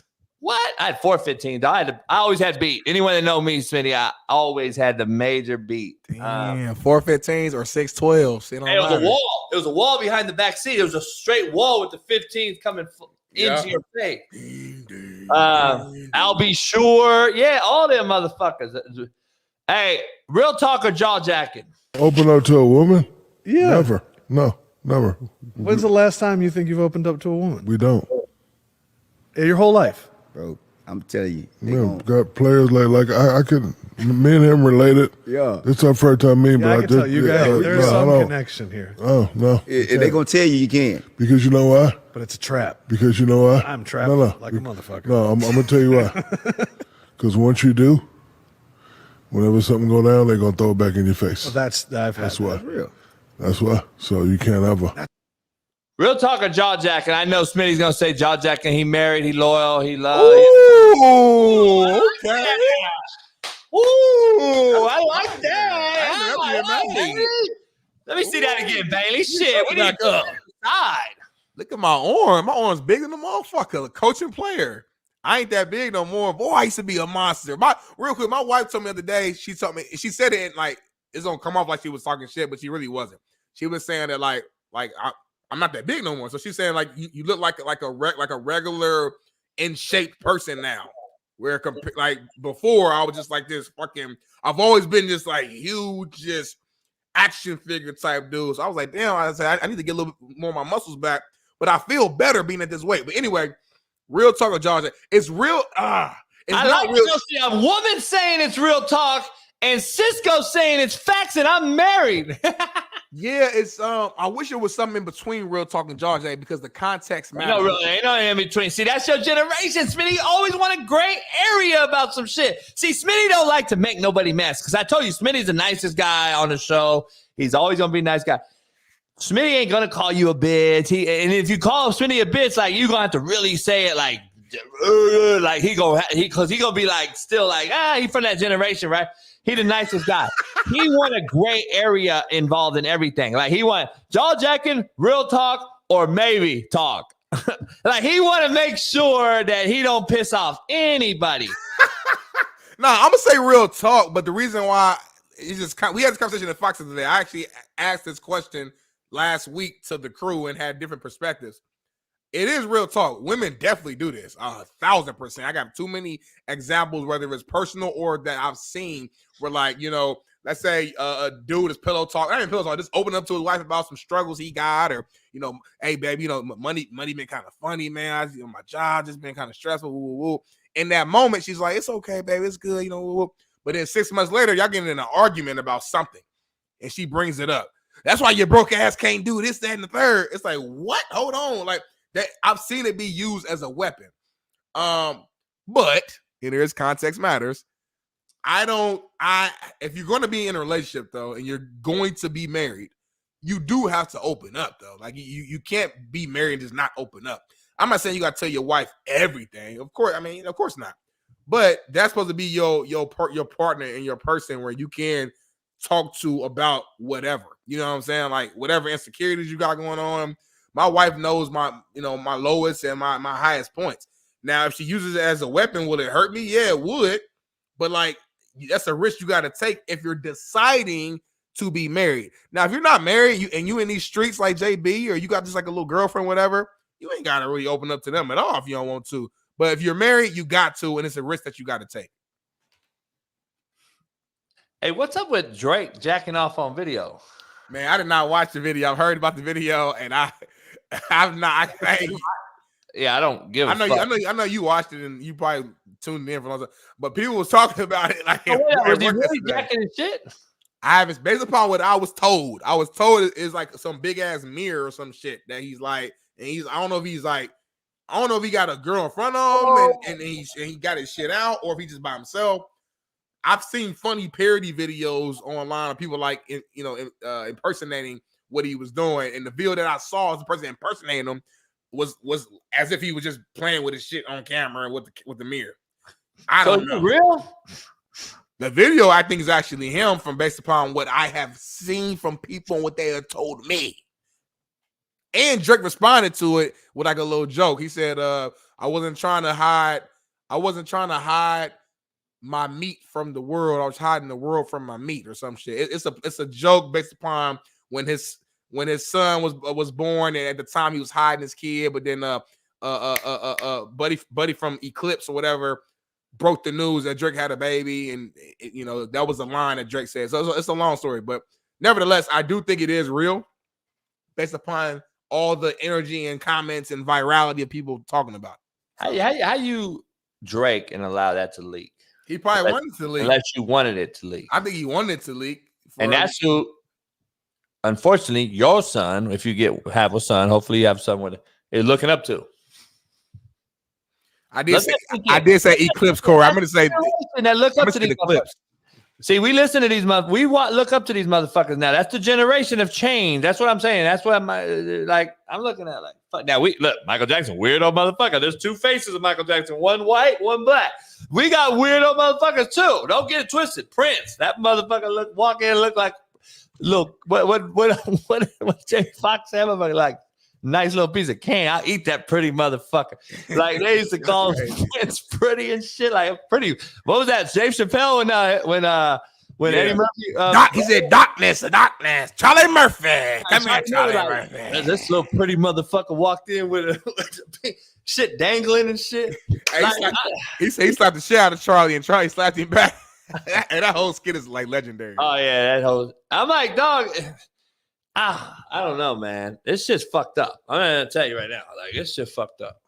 I mean, JB, I'm sure you've had some movies and shit back in the days on VHS. This shit. Hey, he's performing on me. Shit. Yeah, that's what I'm saying. Like we all didn't. A lot of people didn't use cameras and shit. Is all I'm gonna say. Yeah, that's the cool part about it. Back in the day, when he had like to serve a purpose, like either he was on a show or he was the host of something, or they blackballed him.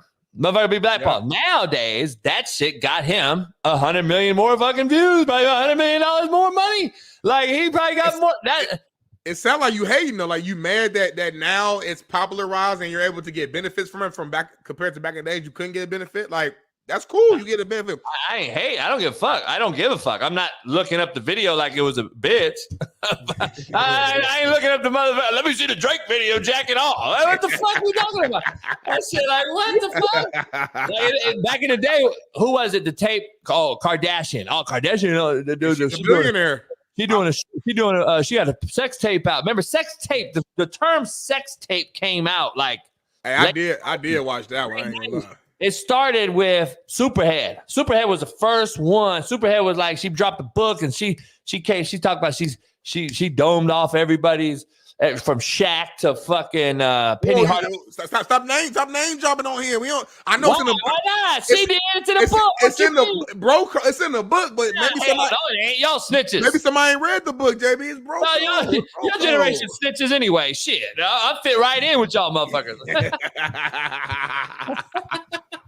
It's so Paris Hilton had one. Who was old boy? Oh, Pamela Anderson. Pamela Anderson had one with old boy the singer, the one that just did the crazy shoot. She had a whole documentary about that. Who was it? She had a whole documentary. What's buddy name? Wow. What's the boy name? The white boy that the rapper. Somebody in the chat. Tell us Kid what Rock. in the chat. Kid Rock. Yeah. I did watch the Kim K one back in the days. I ain't gonna hold you. See, Superhead was like ahead of her game with the dome piece. Literally, she was ahead of the game. Yeah, but now she's been caught. Yeah, but the new Superhead is Tiana Trump. Yeah, I don't know. Damn, you answered that quick. Yeah, like he ain't even think. I got to meet her with Alexis Texas at an event. You do know where Tiana's from, right? Yeah. Where's she from? I think she says she's from Naptown. All right, there. She went to Arsenal Tech. You know about Tech? That's the hood.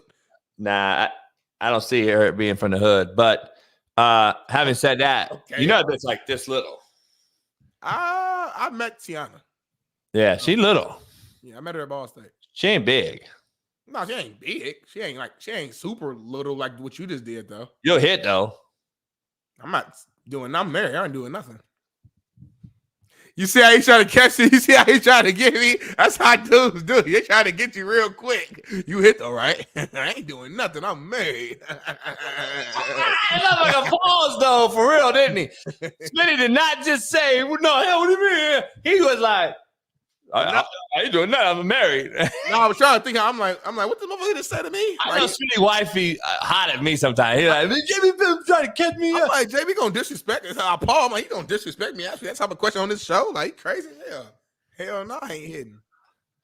Maya G and Capri Styles. I remember Capri Styles. I remember that name. Maya G though. I know that name. Everybody in the chat, drop your favorite porn star right now of all time. Go. Smitty dropped it already. Pinky. Women included. No, but she did introduce me. Like Pinky was like one of my early ones that like got me like, okay, this got him. Oh, listen, say what y'all want. Young Pinky was kind of cool though. Like young Pinky was. Yeah, young Pinky was straight. Have you seen her lately though? She look crazy as hell now, but young Pinky was cool. Like y'all playing.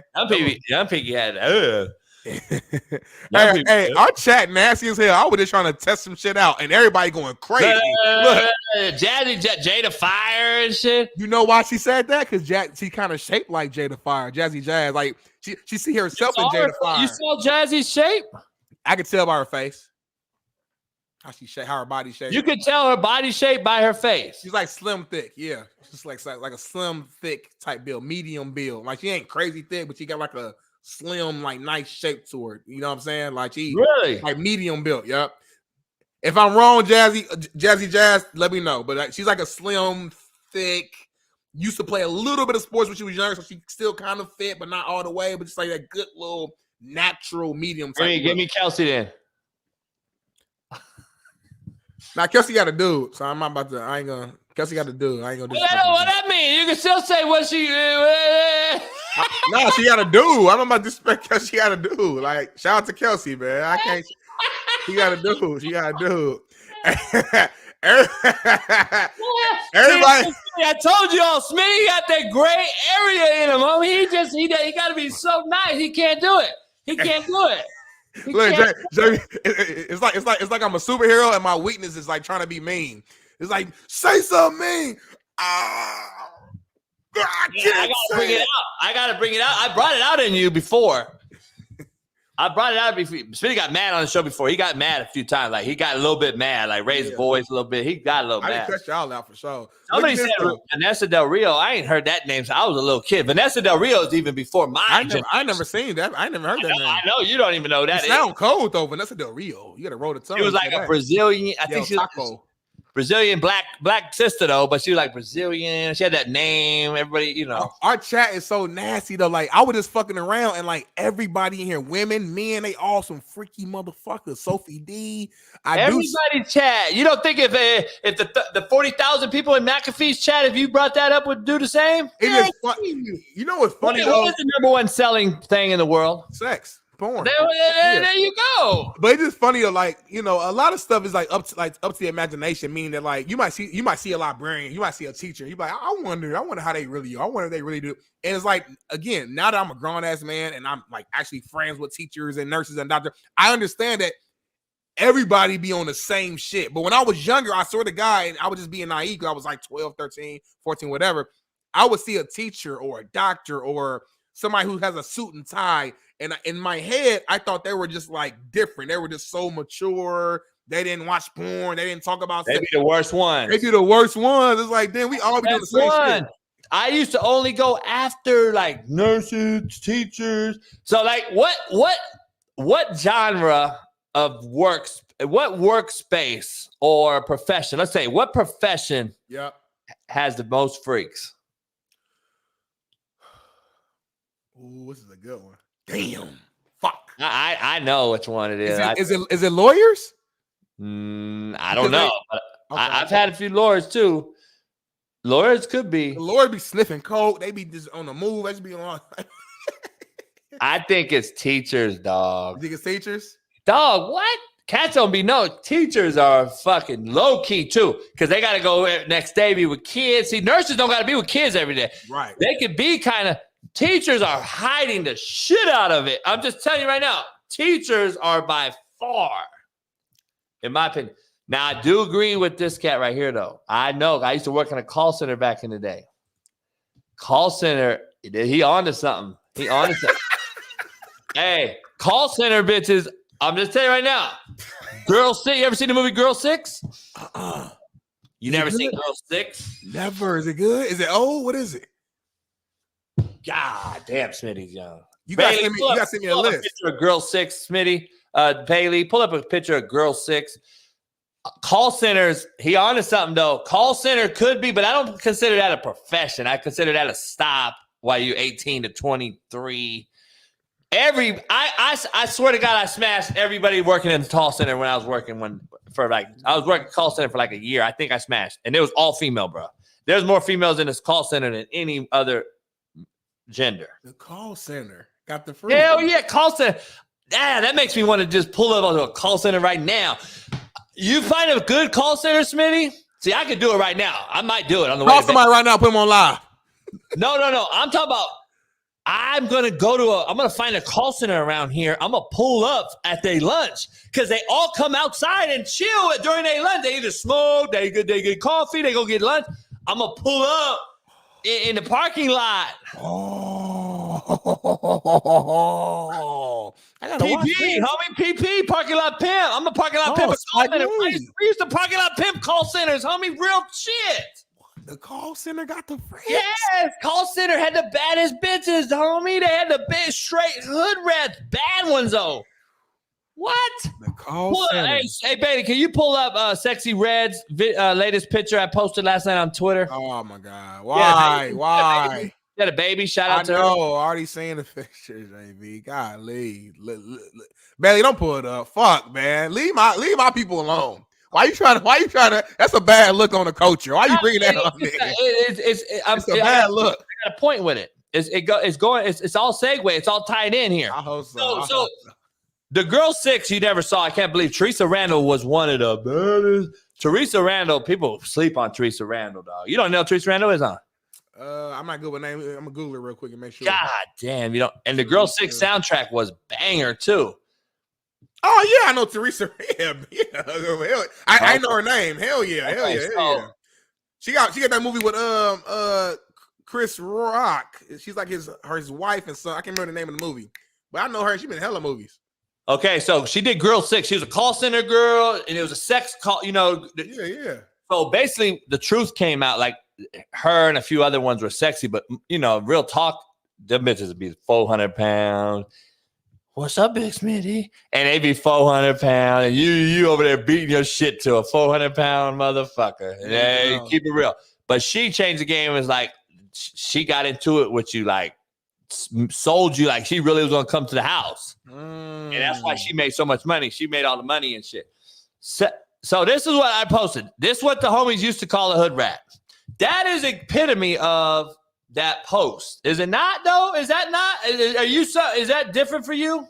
Nah, she's embracing it though fully. Like this is it's like she not even hiding from it. Like this is her 24 fucking. If you could have a baby and this is what you doing on the damn thing. What was I looking at? Nothing important. Nothing important. Sexy Red the rapper just got a baby. Pull it back up, Bailey.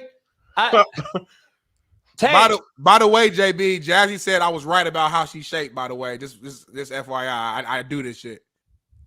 Tank, I posted this last night. Sexy Red or whatever her name is. She had a baby, and that's her pose after just having a baby. She said C-section. I had talked to a lot of women last night that said she's lying. Ain't no way you had a C-section and doing that. So, but this is what the homies used to call a hood rat. Did they not? Am I tripping? I digress. Right, I digress. I'm not even answering that. All I know is what's going on, Tank, today. I'm just telling you right now. We've been discussing everything from fuck. We got some freaks in this chat, Tank. Everybody drop if you scroll in the comments up a little bit, everybody to drop their favorite porn star of all time. And they all in here. I see Cherokee. I see, you know what? Sarah J, like I had her on my podcast all back. She got good performances. I see a lot of people in here though, older ones, younger ones. A lot of women lately this week. This week been a lot of heavy women though in the chat. Shout out to all the women because I'm in this. We got 1,000 people in here. Pound the like button, subscribe, become a member. Go follow Tank on social media. Tank's back again, double header, back-to-back days. We got a lot to break down with Tank. Jazzy, I'm gonna have to see a picture or something. I told you, Jazzy. She told me I was right about the slim thick. I told you. She's slim thick. Yeah, I can see slim thick, but I gotta see. But y'all young cats, slim thick is a lot different. Slim thick than Tank and eyes. I'm just gonna keep it 100 with y'all. Slim thick used to be that wasn't even a thing. There was no such thing as slim. Why is everything different between us? Like, is there any common ground between your area and my area? I'm 30 years old. Is there anything common between a 30-year-old and a 40? What are you 46, 47? Like, I'll be 48 next week. You old than a bitch. So like, is there anything common between a 47-year-old and a 30-year-old? Like, you act like we just totally different. Like, we don't do nothing the same. I don't think there is. We don't eat cereal the same. Nothing. I have to get back to you on that, but I don't think there is. I don't think there's a lot of in common between you and Tank. And Tank's 40 what? 1? 42.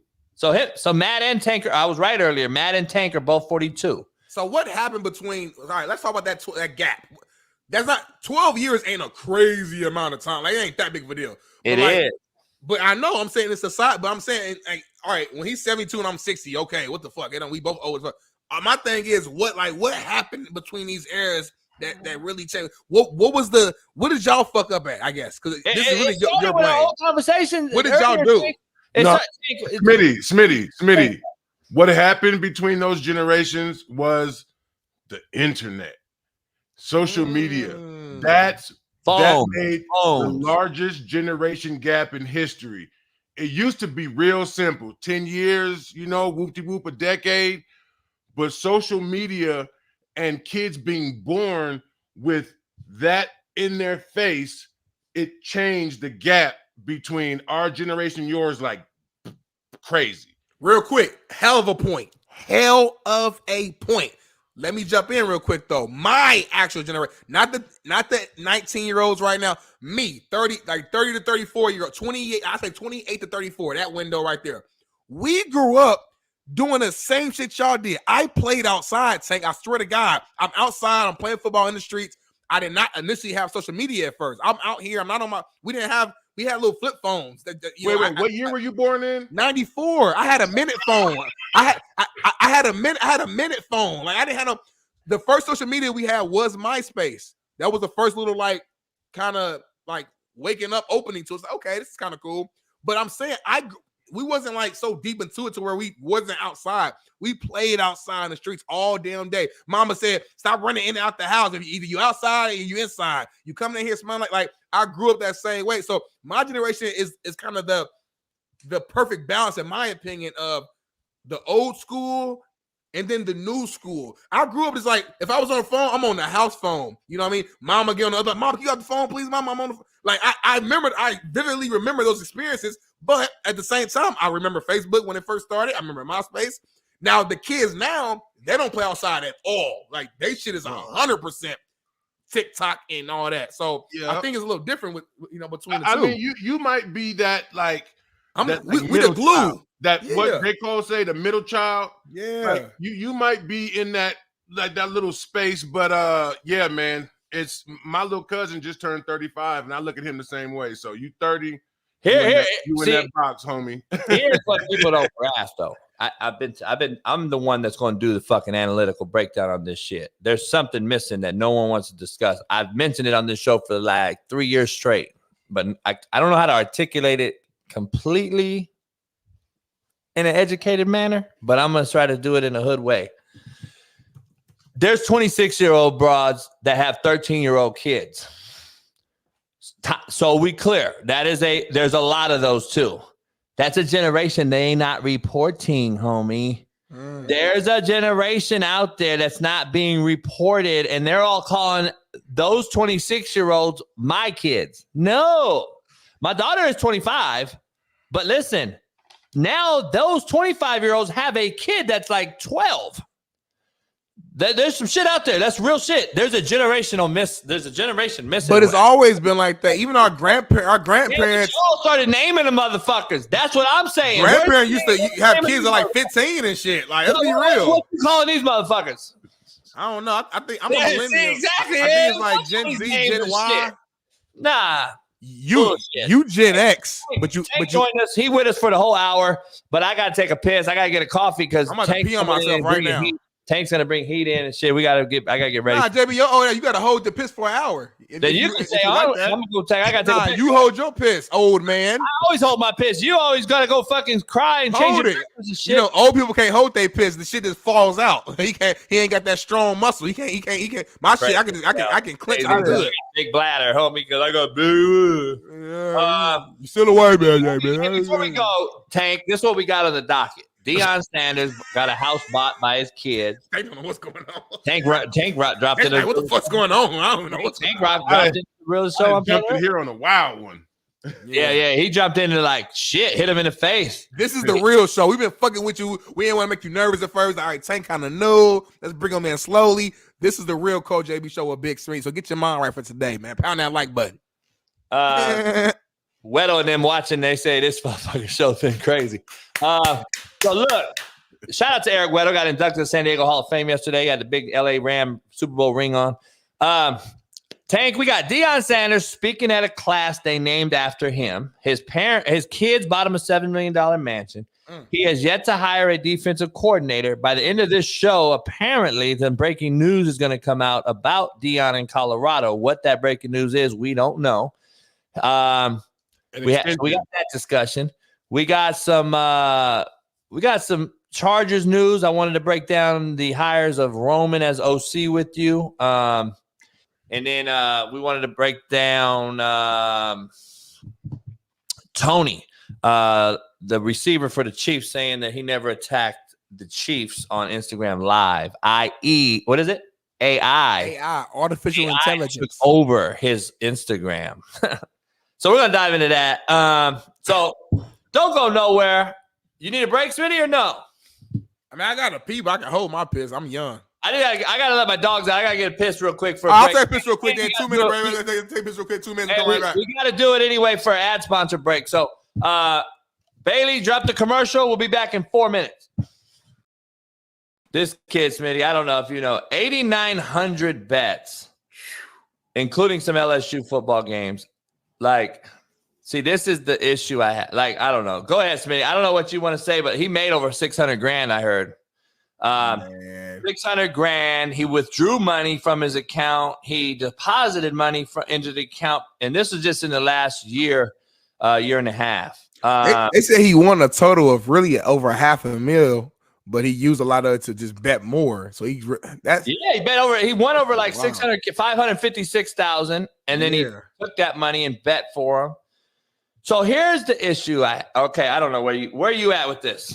Well, my main issue is you're betting on games on your own team while you're still playing. So that tells me that, I have the question now: are you out there purposely fucking dropping passes or fucking up and doing certain things against your own team to make some bread? Which means you're actually like, you don't care about the win or loss record of your team. You don't care if y'all win. You don't care about nothing else because you so worried about you winning this bet that you're gonna do something against your own team. That's the biggest thing. And that's what it sounds like he was doing. I mean, I guess one could argue, well, no, maybe he bet on the positive side. Maybe he bet on himself to get 10 catches. He talked to his quarterback, said, "Hey, make sure I get the ball." But even in that route, okay, your stats are good, but forcing the ball to you might not be beneficial to the team. So I just don't. Anytime a situation where you're betting on your current team that you're currently playing for, that tells me that you don't care about the main thing, and the main thing should always be winning. And so that's my initial thing, JB. But I'm glad you said that, because I think that's the same level I'm headed, because you and I argue about this all the time. I'm actually glad you said that, because usually you argue against kind of that thing with me in a different regard. But to me, it comes back full circle to this whole debate right here, like the topic. Like, you are okay with them transferring at all-time high because the coaches are allowed to do it. I argue all the time that they need to earn their keep, earn their right to transfer, do something instead of just say you got beat out and then I said, "Oh, fuck it, I'm out." Go earn it and be there, or grad transfer it or something. And then we got kids who are recording coaches and trying to get coaches fired and all these different things that we see. But then you go out and give me half your effort and bet on yourself and your teammates. How do I really trust that? And you're asking a coach to actually not want to get the fuck out of certain places. And that's why I think it's so bad right now. What we said yesterday to start the show, why Harbaugh left college football, because of this. It's a fucking free-for-all. It's an absolute shit show. Nobody knows what anything's doing. The right hand don't know what the left hand's doing anymore, and the right hand used to be the NCAA. They still think they know, which is even worse and more ignorant, that they think they have a control over this thing. No, you don't. You just had one of the biggest gambling scandals of all time, and they arrested him. This is an arrestable offense. What he did is he clicked. All right, we back. We back. Tank's back. Smitty's back. You know, I usually watch the show, leading up to me coming on, but this morning I had a little some stuff going on.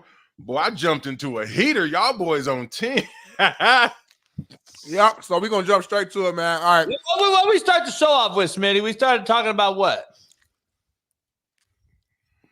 We dove into the Draymond. Okay, we showed that Klay Thompson clip. Oh, using the term bitch. Yeah. So JB randomly called Draymond Green a bitch because Draymond was trying to defend Klay in the background of the locker room. No, I said I said he's the type of cats that act like a bitch, and I said if you use the term bitch, my generation, if a man calls that man, any man, a bitch, you are ready to scrap. Yeah, but what led to that was you called Draymond a bitch, and I was saying, all right, JB, I said, like, don't be surprised if he hears this clip, he sees you in public, and he just presses you. I ain't say he gonna swing on, I ain't say he gonna choke you, fight.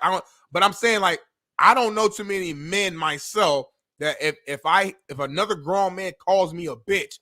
And again, we understand you got friends who might bitch ass. Someone really like call you a bitch on some like serious.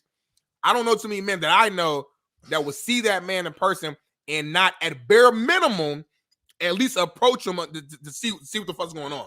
So JB thinks all the NBA players are soft, like all of them. This is why nobody oppressed them. It's not about the player. It's not about NBA players, Smitty. It's about Tank and I don't fuck around. I believe he's from him and Matt are 42. They're a little younger than me, but that same generation, we don't even. I know Matt came on here and said it earlier today, fucking about you bitches or whatever. Matt be saying it now. Matt be saying it. We don't play like. We don't even use the word playing like that. Like I wouldn't fuck around and play with Tank like that. He wouldn't play with me like using the term like that. That word is completely. But JB, I've heard you say it like in like common conversation though, like just. But it's to somebody that I'm not giving a fuck about scrapping with. Then, like that's what I'm saying. Well, let's be real. That's my point. My point is, if I'm using the word, I'm ready to go. But like, that's what it is. I agree. But can we be honest though? Like there's different. Like there's context matters. I've seen homies use the word in a way to where it's not an argumentative. Like I'm not saying. Hey, and if you from New Orleans, they say it as a term of endearment, so it's regional too. Yeah, it is. Yeah. Like it is. Like, I mean, look, man. This is how I see it. Like, that'd be like, "Bid, that bid." I mean, again, like Matt just used it. Neither one of us got offended. But he wasn't like he said because that before. It was the context what he was saying it about. Exactly though. He wasn't like, "Hey, Smitty, you a bitch." No, no, that's my point. Okay, cool. We said the same thing. We said the same thing. Then we said the same thing. All right, cool. That's my point. We ain't even got to argue there. So, no, you can't say he's gonna respond. Shut up. I'm just telling JB AC Green around this motherfucker. Stop calling in here talking shit like AC Green looking motherfucker. You don't know Draymond Green gonna do shit. Draymond Green ain't gonna do shit because motherfuckers that all bark and no bite. Draymond Green. So what? How it started, Tank? Break it down. Hey, we got an hour. Break it down. This shit got me hot. How it started, Tank, was Klay Thompson's being interviewed, and all you hear is this motherfucker loud ass in the background talking about, "Don't be asking that shit, whoop-de-whoop-de-whoop." And I'm like, why is this motherfucker always got something to say? But he can't fucking fix his motherfucking self. Like, you got to fix yourself before you can help another motherfucker. Like, help your goddamn self. He ain't helped himself yet. And I'm like, why is there always the motherfucker that can't help himself that is talking? And so, Smitty, we got into this whole rant about it. And I'm like, how about he fixes himself first? Because everything I've heard from Draymond Green mouse is he going to do this. He going to do that. No, you going to be a slapdick and keep fucking up. He hit your own goddamn player and teammate. You talk shit and throw motherfuckers under the bus.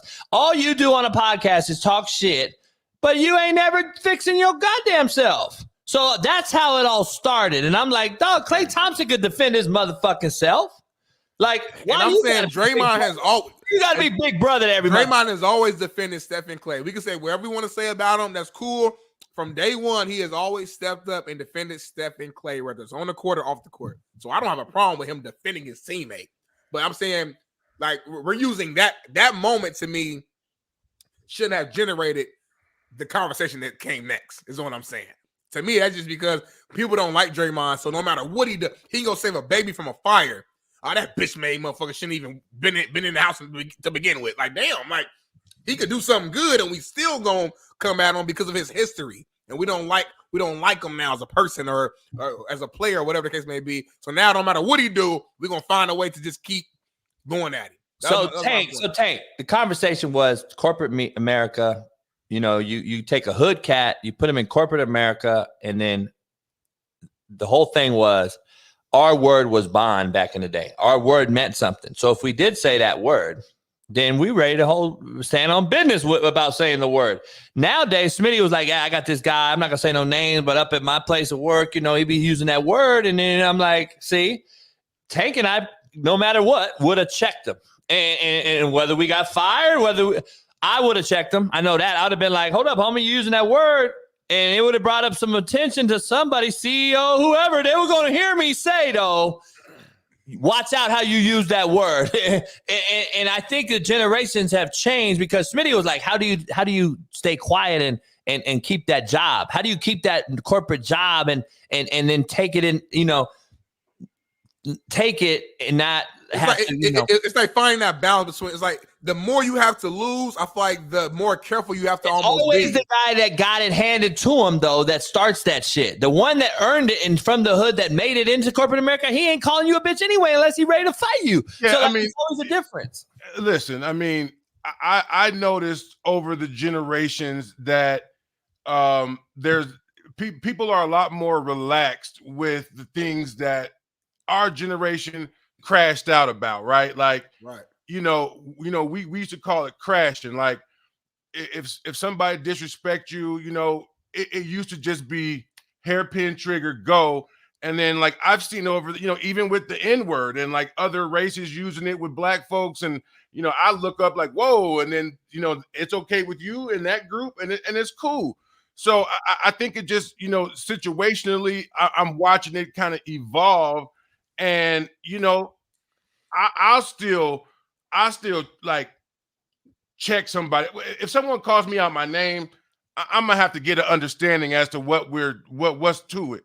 But like Smitty, to your point, people use it kind of jokingly and whatnot, and I'm not finna lose a $100,000 a year job. That's my point. For we call that stupid. That's crashing out. That's stupid.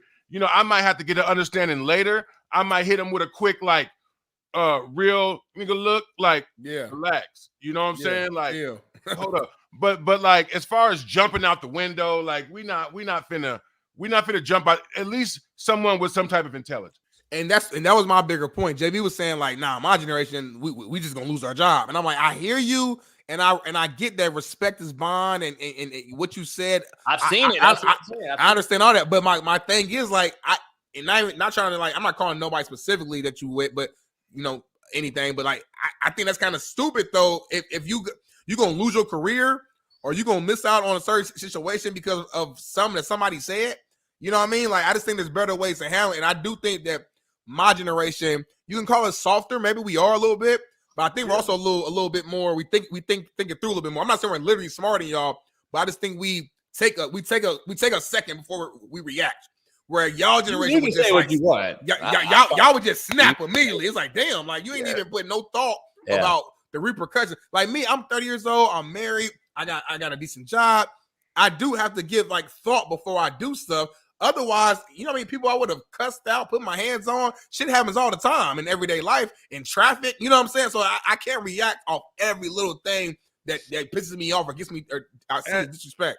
Listen, this is kind of my theory as a man at 42, right? Like, if I'm mad enough to fight you, then I'm mad enough to kill you, and I'm not really trying to kill nobody. So like, I let a lot of stuff like slide, and I don't even put myself in situations where it's like that. But again, let's say like I'm at the gas station, right? And some hype is, let me get some change, and I'd be like, I ain't got it. And he'll say, man, you a bit, whatever. I'm not gonna crash out. I'm gonna get in my car and drive on home. Like right. That's it's situational. There's nothing you can throw a blanket over it. But it's just there's situational to everything. Yeah, perfect. It's like me being broke when I die. I don't want to have $1 in my account, and it's the same thing with me with my. I don't know if it's integrity or what I want to use, but it's my I guess my character, pride, what I want to go down to, like how I want to be remembered. And it's just like, I don't want to be remembered as the cat that was just the gray area. Nice. Oh, he called JB this, and they say, I already get called it. From social media side. We all do. We all got some fucking slapdick out there calling us name after name after name. So it's happening. So in person though, these young cats don't understand. It's a different deal. They'll ask for an autograph in person, but they'll go on Twitter and talk about how much of a bitch made cat you are. Like that's what we deal with right now, and that's why I'm like, in person, I want to slap the shit out of all the motherfuckers. And the truth is, in person, everybody has a little bit more understanding because man, you know what? Yesterday, I almost got into it. I was at the golf course, right, and every time I go to this golf course, everybody is cool with me, right? Like I might play 5 holes, I might play 6 holes, and I only pay like $38, right? Mm-hmm. Right. So, but every time I go, this one white dude, we don't have that rate. It's $140. So I'm like, cool. So I come in there yesterday. I'm like, yo, I'm trying to play. He's like, it's $140. I was like, for real? It's raining outside and I might get to play 4 holes. No, we don't got it. So the owner comes in, he says, give Tank the $40 rate. So I'm like, cool. And when I left, I said, man, you always trying to stick it to me, man. Why is that? And he was like, oh, it's my job. I said, good. That's how you keep your job. And I walked out. He followed me outside, dog. Like followed behind me and was like, man, I'm not trying to stick it to you. And I turned around and I was like, bro, back up off me. He's like, I'm not going to let you intimidate me, Tank. I said, bro, I'm not going to intimidate you. I'm going to make it happen to you. You going to feel it. You going to know. I'm not going to go for intimidation. I'm going to make it happen to you. Hey, Tank got to walk on eggshells around that where he at. I know where he lives. I'm like, man, I'm not trying to intimidate nobody. Like, I know they scared like a motherfucker. And it was like, you know, when most people about to get in a violent situation, their heartbeat start beating fast. Mine beat slow. Like I'm like, oh, okay. I'm the same way. And I just seen myself flashing out. And then I just was like, I snapped out of it. I was like, whoa. But man, that's as close as I came to whooping somebody's ass in a long time, man. So yeah, you know, dude better watch it because I might, you know, do something to dude. He said, I still might do something.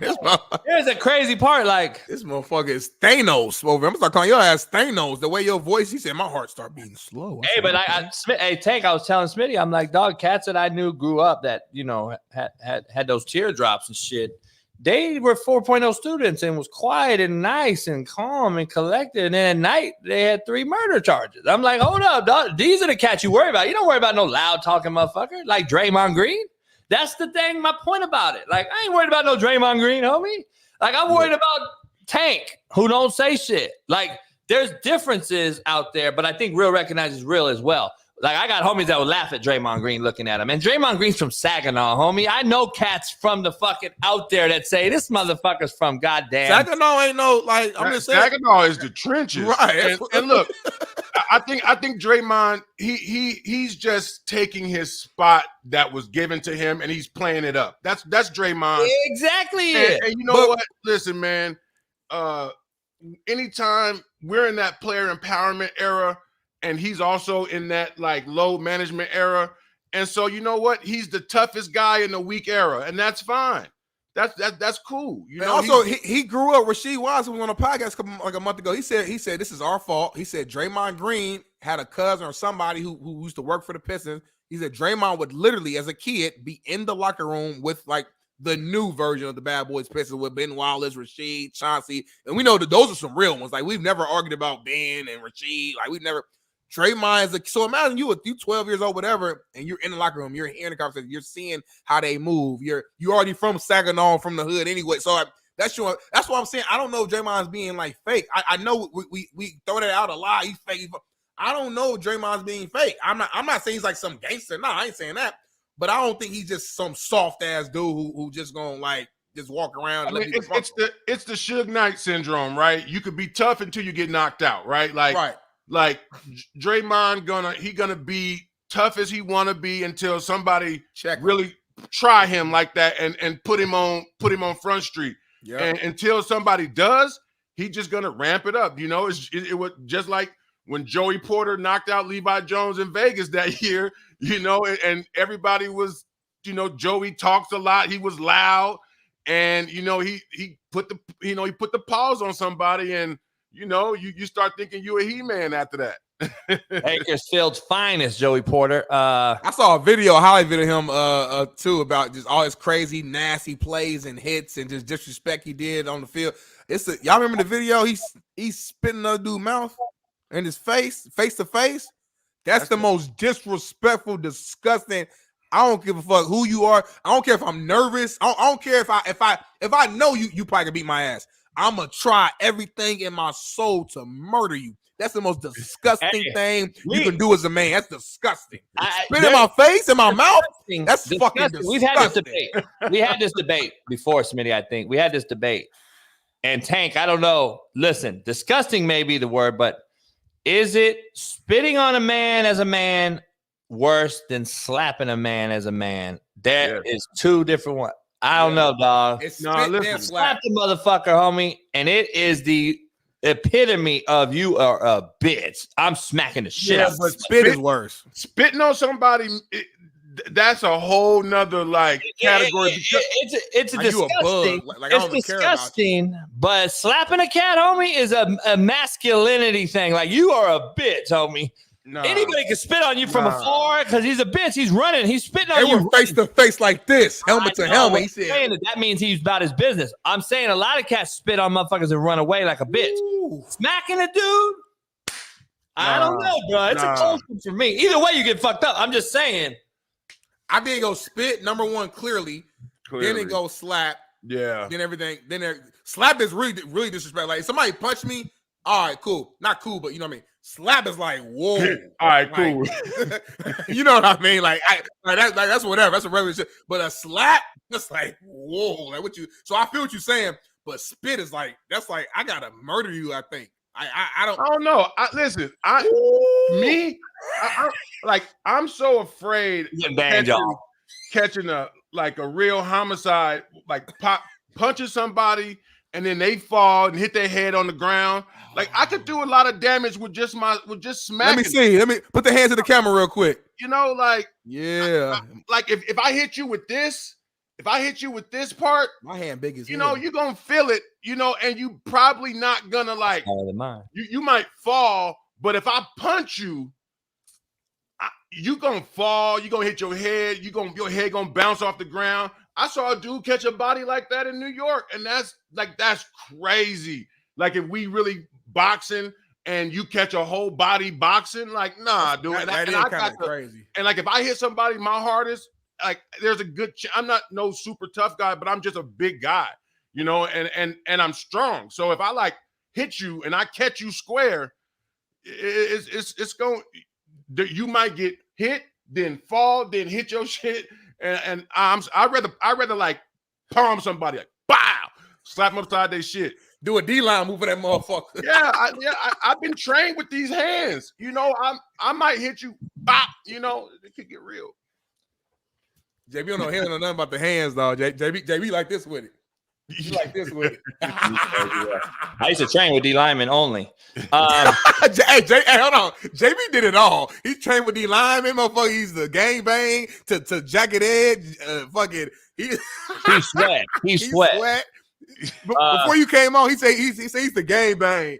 They used to be in the drive-by with the 15s in the back with Keith Sweat playing. Hey, Tank, my point, Tank, was don't sleep on motherfuckers banging Keith Sweat and Jodeci back in the day. That didn't mean they was bitch made. That mean I knew gangsters that used to bang Keith Sweat on me. Don't get it twisted. No, like we call them Dusties. The killers in Chicago ride around bumping Dusties. They not bumping they got the slow jams and they'll make it happen to you. Trying to ease your mind. Yeah. All right, let's dive into this real quick. First of all, I got to dive into Smitty's point about one of his heroes. We've had E-Dub on here. We've had Tank on here talking about Pro Bowls. Both have been to a Pro Bowl. No, correction. The 1 year I was a Pro Bowl alternate, that was the year I got locked up. We went to the Super Bowl. I never made the Pro Bowl, but I was an alternate once, and I couldn't go. Okay, so we clarified that. He was an alternate pick. E-Dub was in there a few times, and he said it mattered, but he agrees also at this point of, okay, if you play, you play. If you don't play, let's just scrap it all together and let's put it on a certificate. We all are on the same page on that.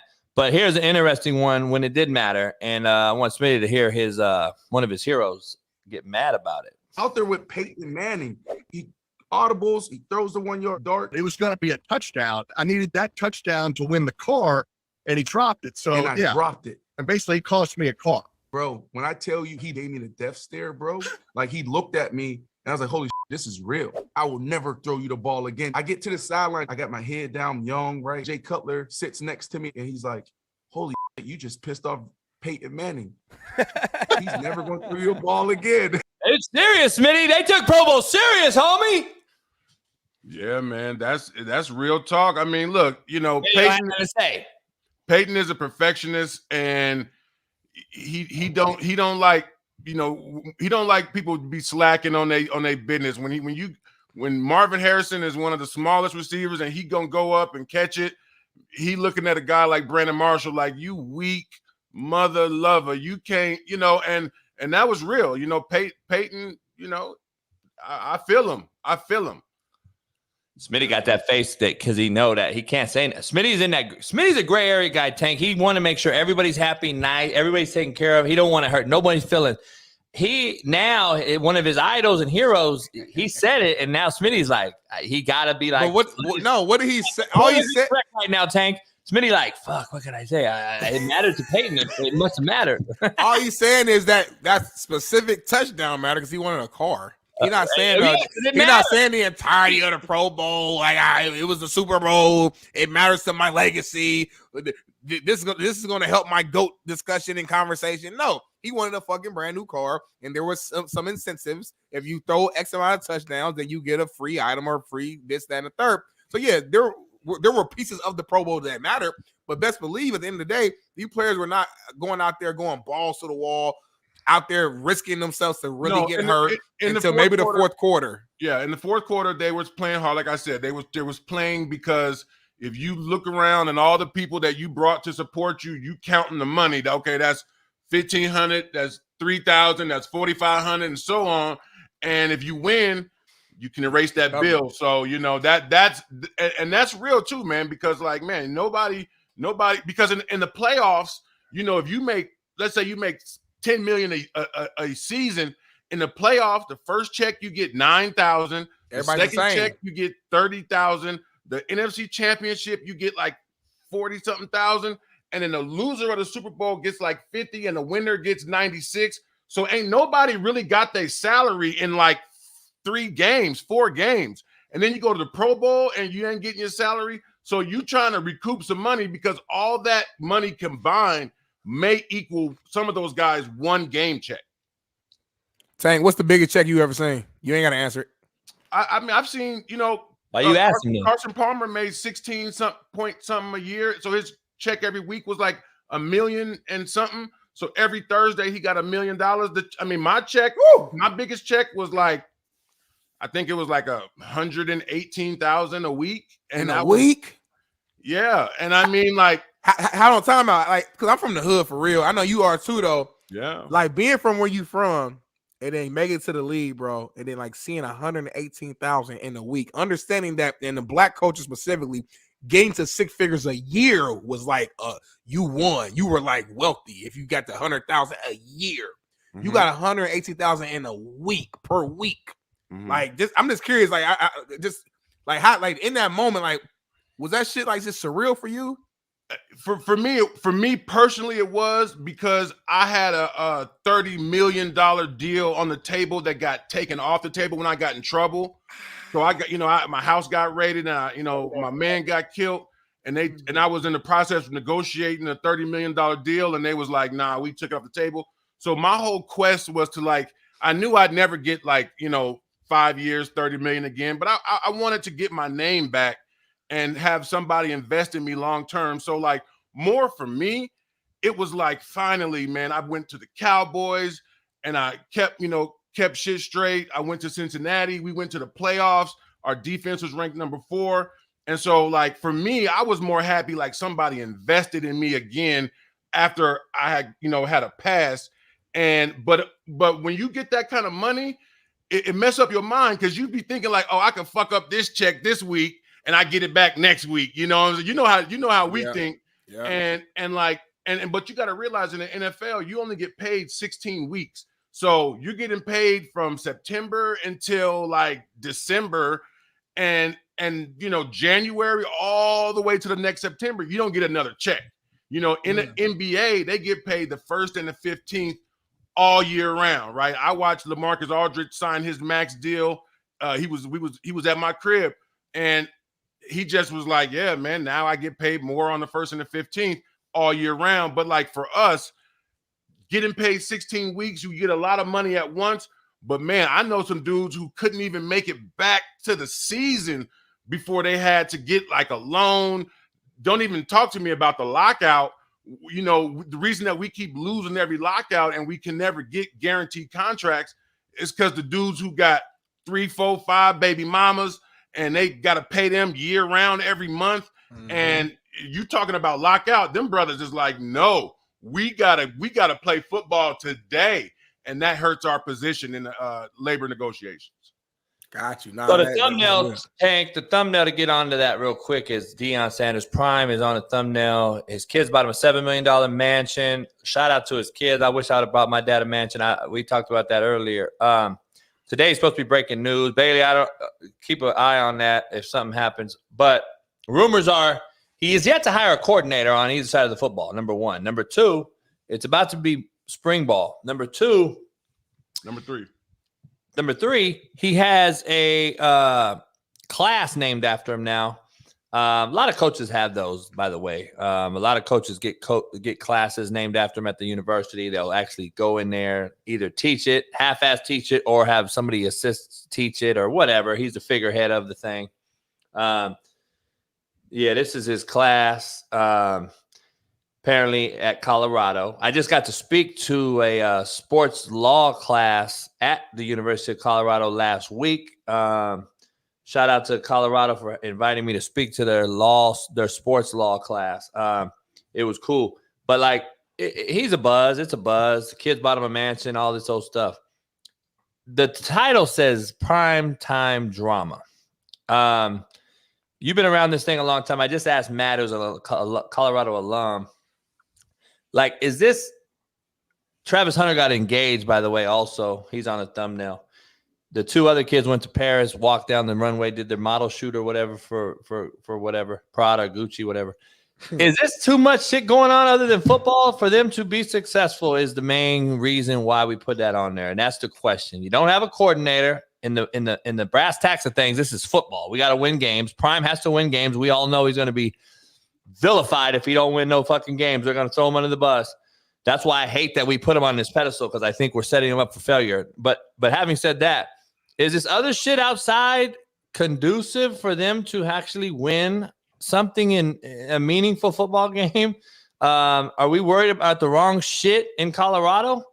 That's my big thing. And I want to get a deep take on this right now, because this is seems like a lot of outside noise, and it's not easy to win nowadays in this current landscape with guys transferring money, bags, NIL.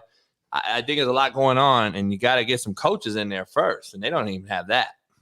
When you play college football, the biggest leap that you take from a talent conditioning, game understanding wise, it's those months between January and spring football, right? You're working out, you're doing mat drills, you're getting stronger, you're getting faster. Every year for me in college, the game just slowed down and slowed down. And those reps really matter. And that, like, seeing your teammates strain a gut, wake up early, be accountable. I ain't missed one workout. Like, that matters when you button up in September, right? Because at least the hay's in the barn, the work's done, and we can put it all on the line together here. Every year when I came back to the season, I would know if I'm in shape. I had a hill called Tank Hill. If I could run 4 downs up the hill, up and back 16 times, I knew I could handle the season. Training camp was going to be a breeze. The season was going to be a breeze. But there was a year where I took a little bit too much time off, and before I caught my flight back, I could only get 9 or 12. And that year, I got hurt in training camp. I had a slow start to the season. And so hard work is tried and true. There's no mistake. And that's the one thing that not the internet, social media can never change. Those guys missing that time, talent will never trump hard work. I don't care if you got 5 stars all over the field. If those guys, when somebody goes up 14-0 in the first quarter and those guys start looking around and those guys start to point fingers at each other, that's how you know that they ain't put in the work. And listen, Deion knows. I got a feeling that he understands how he wants to run his team, but even Deion knows that you can't fake that. Those teams, we had a team in high school, all small white boys, but they conditioned the best. They did everything the best, and they won every game. And on every level, you're gonna find those type of teams, And New England never had all the talent. They never missed a rep. They never missed a day. So I think Deion's kind of putting his team. What he's doing is I think he's kind of like he's gambling. He's gambling on talent and not hard work. And we all know how that story ends. Yeah, you said that beautifully. I do think hard work has never really failed, I feel like. You know what I'm saying? Like, hard work isn't guaranteed that you're going to win the championship or you're going to make it to the biggest game per se. But hard work will bring out typically the best version of who you can be. And I know my story and me getting my one scholarship offer to Ball State was all through hard work. Undersized, deep tackle, don't weigh enough, not tall enough, but still got my college paid for through hard work and just maximizing who I could be. So I agree with you 100%. And I think the thing is, and we talk about this on the show all the time, is today's era with the transfer portal and players being able to leave whenever they want to, basically, and leave 4, 5, 6 times. Coaches have to find that balance almost of making sure your players are working hard and then busting their ass and being tough on them, but at the same time not being too tough, because you don't want to scare them away and make them feel like, we're doing too much. Coaches on my ass too much. I'm going to just go over here and do this. It's kind of like, I feel like it's a weird time right now in today's college football landscape where you got to find like the balancing act of still being that leader, still being firm and being like making it clear that you're the coach and you're the head honcho, but at the same time being able to take a step back and be able to relate and talk to the players and be able to, I guess, almost make them comfortable, which I know it sounds so soft and crazy, but the transfer portal, I think, is allowing that. The fact that you can just leave like this, coaches can't afford to just be this 100% hard-nosed coach 24/7, because I just think all the players would just be leaving and cutting out. Where back in the days, you couldn't leave. You had no choice. If you did transfer, you had like one time you could transfer, and you have to have a true reason. Hey, my grandma's sick. I need to get close to home. And then you had to sit out a year. So you had to really think through if you really wanted to do this. Nowadays, you ain't even got to think through. As soon as you get mad, you could be emotional for like a month because you're not playing well and they're not putting you in the game a lot, or coaches is making you run extra after practice because your grades are off. And now you make a abrupt decision to leave because of that. And now it's over. So coaches got to kind of toe that line, I feel like, and it's tough.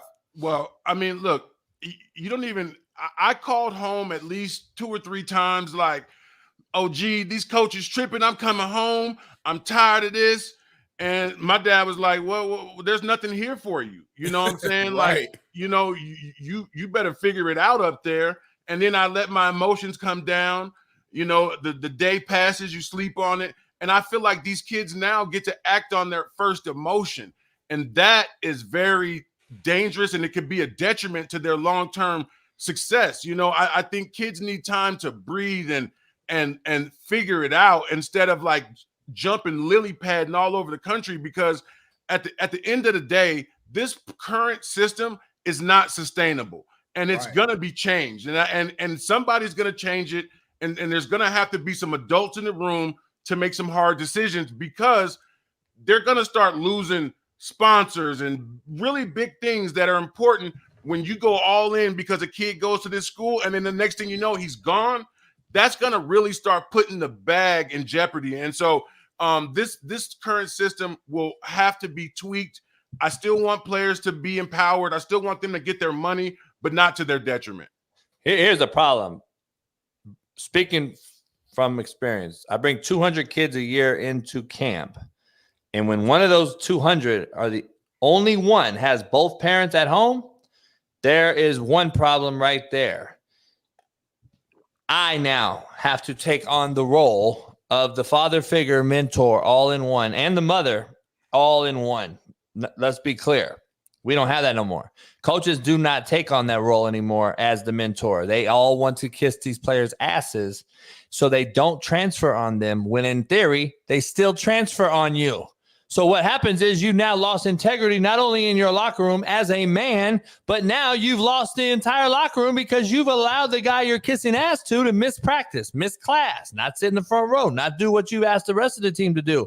It is a trickle-down effect. And Smitty, it didn't just start in college, dog. This starts at Pop Warner in high school. If we're allowing transfers 4 times in 4 years out of high school, you don't think it's going to happen at college? So we allow it. We don't coach it. And that is the sole problem. We don't have kids no more to call back and talk to Tank's dad and my dad. I call my dad said, you got your motherfucking mind. You better go compete with that motherfucker, you pussy. And he called me a bitch. Right. Yo, bitch ass. I'm like, damn, I'm like 14. Dog, no more. Now it's mama saying, well, he playing you, son. Let's transfer. Like, I've heard it. I'm like, what? Because the mamas don't really understand it. Like, it's not even really their fault. They just don't understand it, and they're gonna listen to whatever their son say, and they're like, all right, well, babe, that's the truth. And but that's the problem. That's why we have what we have. That's why mamas are putting kids with street agents and 7-on-7 for whoever games her up. Let's just keep it 100. Whoever games her up is getting her son. And that's how this shit works. And this is the cold part about it. I'm gaming up mom to get the kid so the kid don't leave. I'm not gaming up mom just so I can say I hit moms. It wasn't about none of that.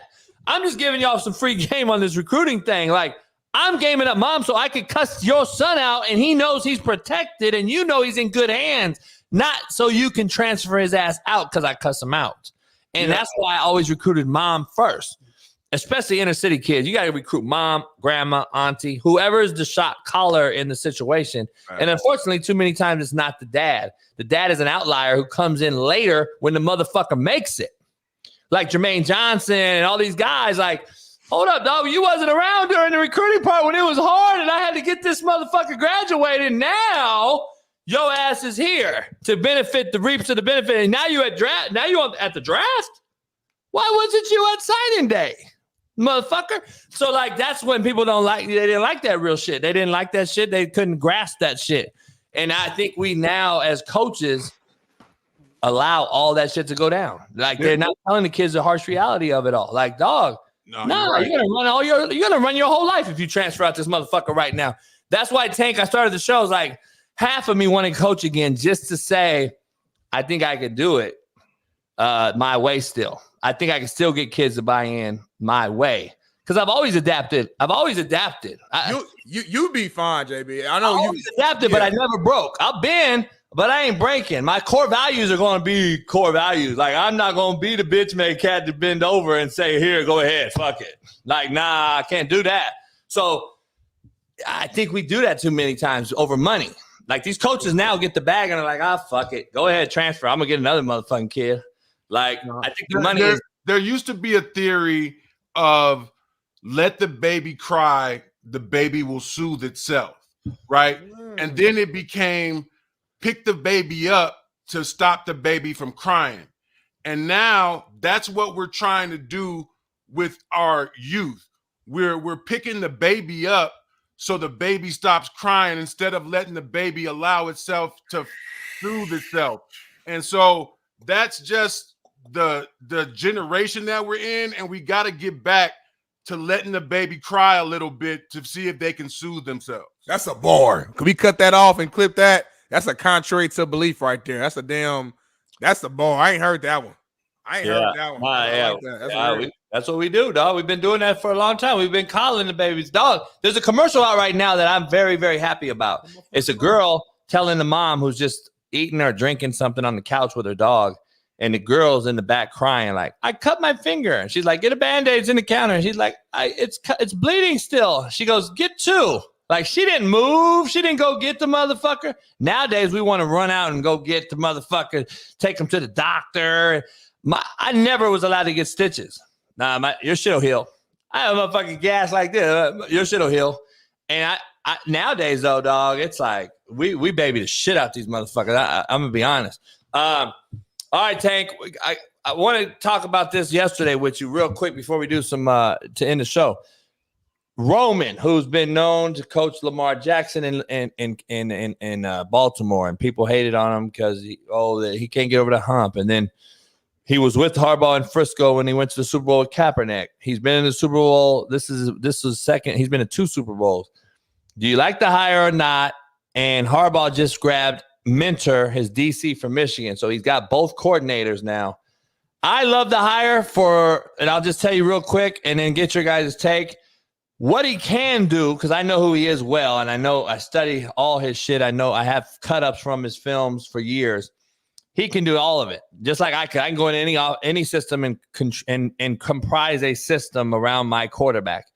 Justin Herbert is a hell of an athlete, by the way. He's not Josh Allen, but he is a freak. He can. At Oregon, he will run that thing a lot. Can run. So I love the addition of him because him and Harbaugh together, which I think will co-coordinate it, I think he adds that piece to what you haven't seen Herbert do. You've seen Herbert as a stiff in the pocket. He's had to put so much pressure on him. Now I think you can see him do some things and get back to what he did in college and was really good at his first year in the league as well. I like the hire. Do you? Yeah, I think they're going to run like a hybrid system of what Lamar Jackson has ran. And I think if Herbert gets that balance where he can, kind of let his his instincts kick in and allow that to lead the Chargers a little bit instead of kind of being just a robot out there and utilizing that strong arm that he has. I think this is going to add a little bit of versatility to their offense, and that's what they need. That's the Chargers have been kind of one-dimensional, and I think they're going to need a little versatility, and this will bring that. Yeah, I agree 100%, man. I think they're going to utilize Herbert's legs a little bit more, not to the detriment of him, but just enough to where it makes defenses think. And I think that's going to it's going to open up the passing lanes even more, make that offense more explosive. Defense, we know what type of coach Harbaugh is when it comes to defense. Defenses are always good. So that's what I'm saying. I know I was on the Chargers bandwagon this year, and obviously I was epically wrong, but I'll probably be on the bandwagon again next season because that talent on that team. I look at Herbert at his best and how great he is. I saw a stat today. It was anytime the Chargers defense has held a team under 28 points, Herbert is 22-6, like in those games. So it's like, damn, you get this guy a good defense. Now you bring him, Greg Roman, a different offensive mind. They'll be able to, really utilize those legs a little bit more and make them be more creative. I can see them really flipping this thing around. But the one thing that I do know is those coaches catching that team as their window is shrinking, man. Yeah. Because when you have those tough seasons, like I said before, it's like it takes 2 years off your body and your overall longevity when you're just fighting that uphill battle and you keep having those bad breaks. And so that window just becomes smaller and smaller, and they're going to need some new blood, some younger guys. Keenan Allen's a dog, but I don't know if he's got like a whole Harbaugh tenure in him to take him to the championship. Maybe slide into a number 2, but he's got a lot of miles. Those guys got a ton of miles on their legs. And when you get a coach that's sticking you to the grindstone, man, it could be you're gonna have to have a good balance because those guys aren't spring chickens that he's the quarterback is, but everybody else isn't. But I think a lot of those guys are going to be out. Like one, because they just can't afford to keep them all. I think they'll keep Derwin James. They'll keep Keenan Allen, of course. They'll keep Herbert. But even Derwin James, Mike Williams probably. He's had 3 season-ending injuries. Yeah, I know he's from Florida and they got rubber legs. Damn. He's still young though, kind of like I think he's like my age, maybe like 29, maybe. I think he's like, but I feel you. It's that's tough, man. Listen, when it took me 2 years to feel good off of my quad tendon surgery, I played well, but I was masking stuff, overcompensating, and you start to play different. And this dude's had 3. And he's like their franchise player. I don't think that I would bet the ranch on Derwin James getting to the finish line because he's going to have to change the way he plays. That's going to change his production. And at the end of the day, you're going to need to get some younger blood in there because a lot of them guys, man, I hate to say it, they're going to time out. And I think that's what they're going to do. The game changing. I don't believe you're going to see any thicker-bodied Palomalus, thicker B-Docs, Eric Weddles, any safety that's more of a quarter safety who runs and supports the run box, it's gone. Because look at the linebackers are now 215. So the safety that now is 265 at D tackle. Yeah, see, the now run supporting safety or the box safety or the hash safety, those guys are gone. It's going to be all DBs in a minute because they don't hit anyway. You can't hit anyway. So now we got to just have a guy cover you and cover Kelsey down the seam. These stick slow safeties can't do it no more. They used to be in there to hit you. Now they can't hit, so you might as well get rid of them. They're becoming obsolete. I'm just telling you, if this is the way the NFL is going to stay. 1 minute, Tank. I need a 1 minute answer from you because we didn't talk about it yesterday. The college landscape. We're going to do a couple minutes after hours real quick. I know Smitty got to get out of here. The college landscape's changing, as we know. But I think it was Dartmouth came out and basically made their players employees of the college. I came out with some things that no one else has talked about, and I'm like, you're opening up Pandora's box because now these kids who are already soft and who already want every excuse to miss practice, games, etc., now will get work time, bereavement pay, insurance, 401k. These are all things you're asking for if you're going to make these motherfuckers employees, and you're also going to get rid of, and I know you got daughters, I got a daughter, you're going to get rid of Title IX. Title IX is going to go away. So yesterday, South Carolina's coaches and administration in the state of South Carolina went to court to make everybody an employee so we can get rid of NIL now. Now we're trying to make them employees of the college. Dog, these cats are reaching, in my opinion, and trying to come up with some bullshit other ways so they don't, again, stay out of the NCAA. Non-carrying assholes of America still don't have to pay nobody. I'm trying to figure out what we're doing here. We're not employees, Tank, yet. Why are we teaching kids how to file taxes when we should be teaching them how to go to the NFL and get an accountant later in life? Why are we putting all this on them already at 17, 20 years old? I think we're setting them up for failure. I think it's kind of cut in the middle, right? I've watched college football. You know, I went on to play in the pros, but I watched college football guys the school chewed them up and spit them out. These guys had lifetime debilitating injuries from college, had no type of recourse. They had nothing to help them after college. And I feel like something has to be done in terms of that. I think there needs to be some education. When I got my first $1 million check, they sent me $670,000. I called the Bears and asked them, is another check going to come? They were like, no, we took out taxes. I had no idea, right? So there needs to be a little education. And I think this will kind of, it'll help that process. And some of the gaps that are in college will be filled. But again, I always say you can never throw a blanket over a problem that has so much nuance. And that's what they're doing because it's the easy way out. It's the path of least resistance.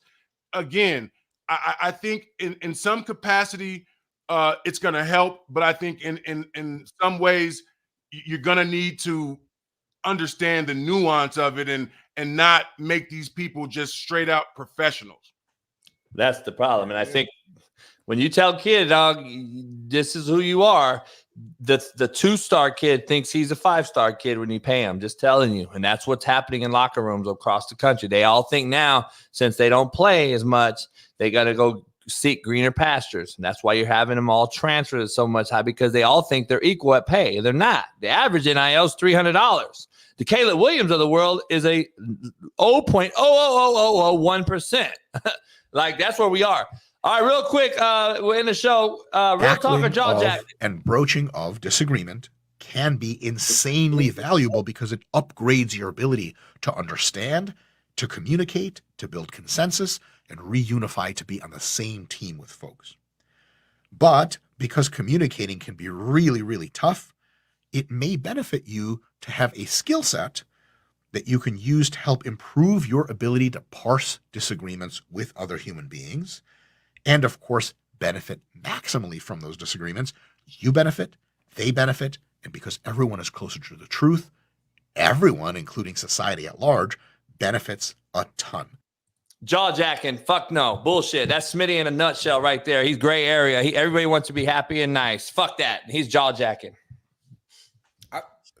Maybe I mean, what is he saying? I thought he was saying that like. Yeah, I thought he was saying like. I don't know. I just wanted to fuck with you. It's okay for us to disagree because that can lead to understanding and understanding. Nah, then he changed it. I say that every day. That's why I wanted that video. I say disagreements create great conversations all the time, right? I think disagreements create great conversation. He said that, and then he changed and said, nowadays, you got to parse ways and come to a middle ground. And I'm like, no, you don't.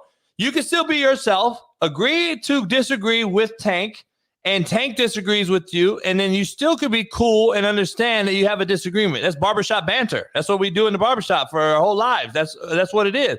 Nowadays, everyone thinks they got to be agreeing on something by the end of the day, or they can't be cool homies no more. Like, I don't believe that. I just didn't take what he said like that. But yeah, I didn't see that as that. I saw it as,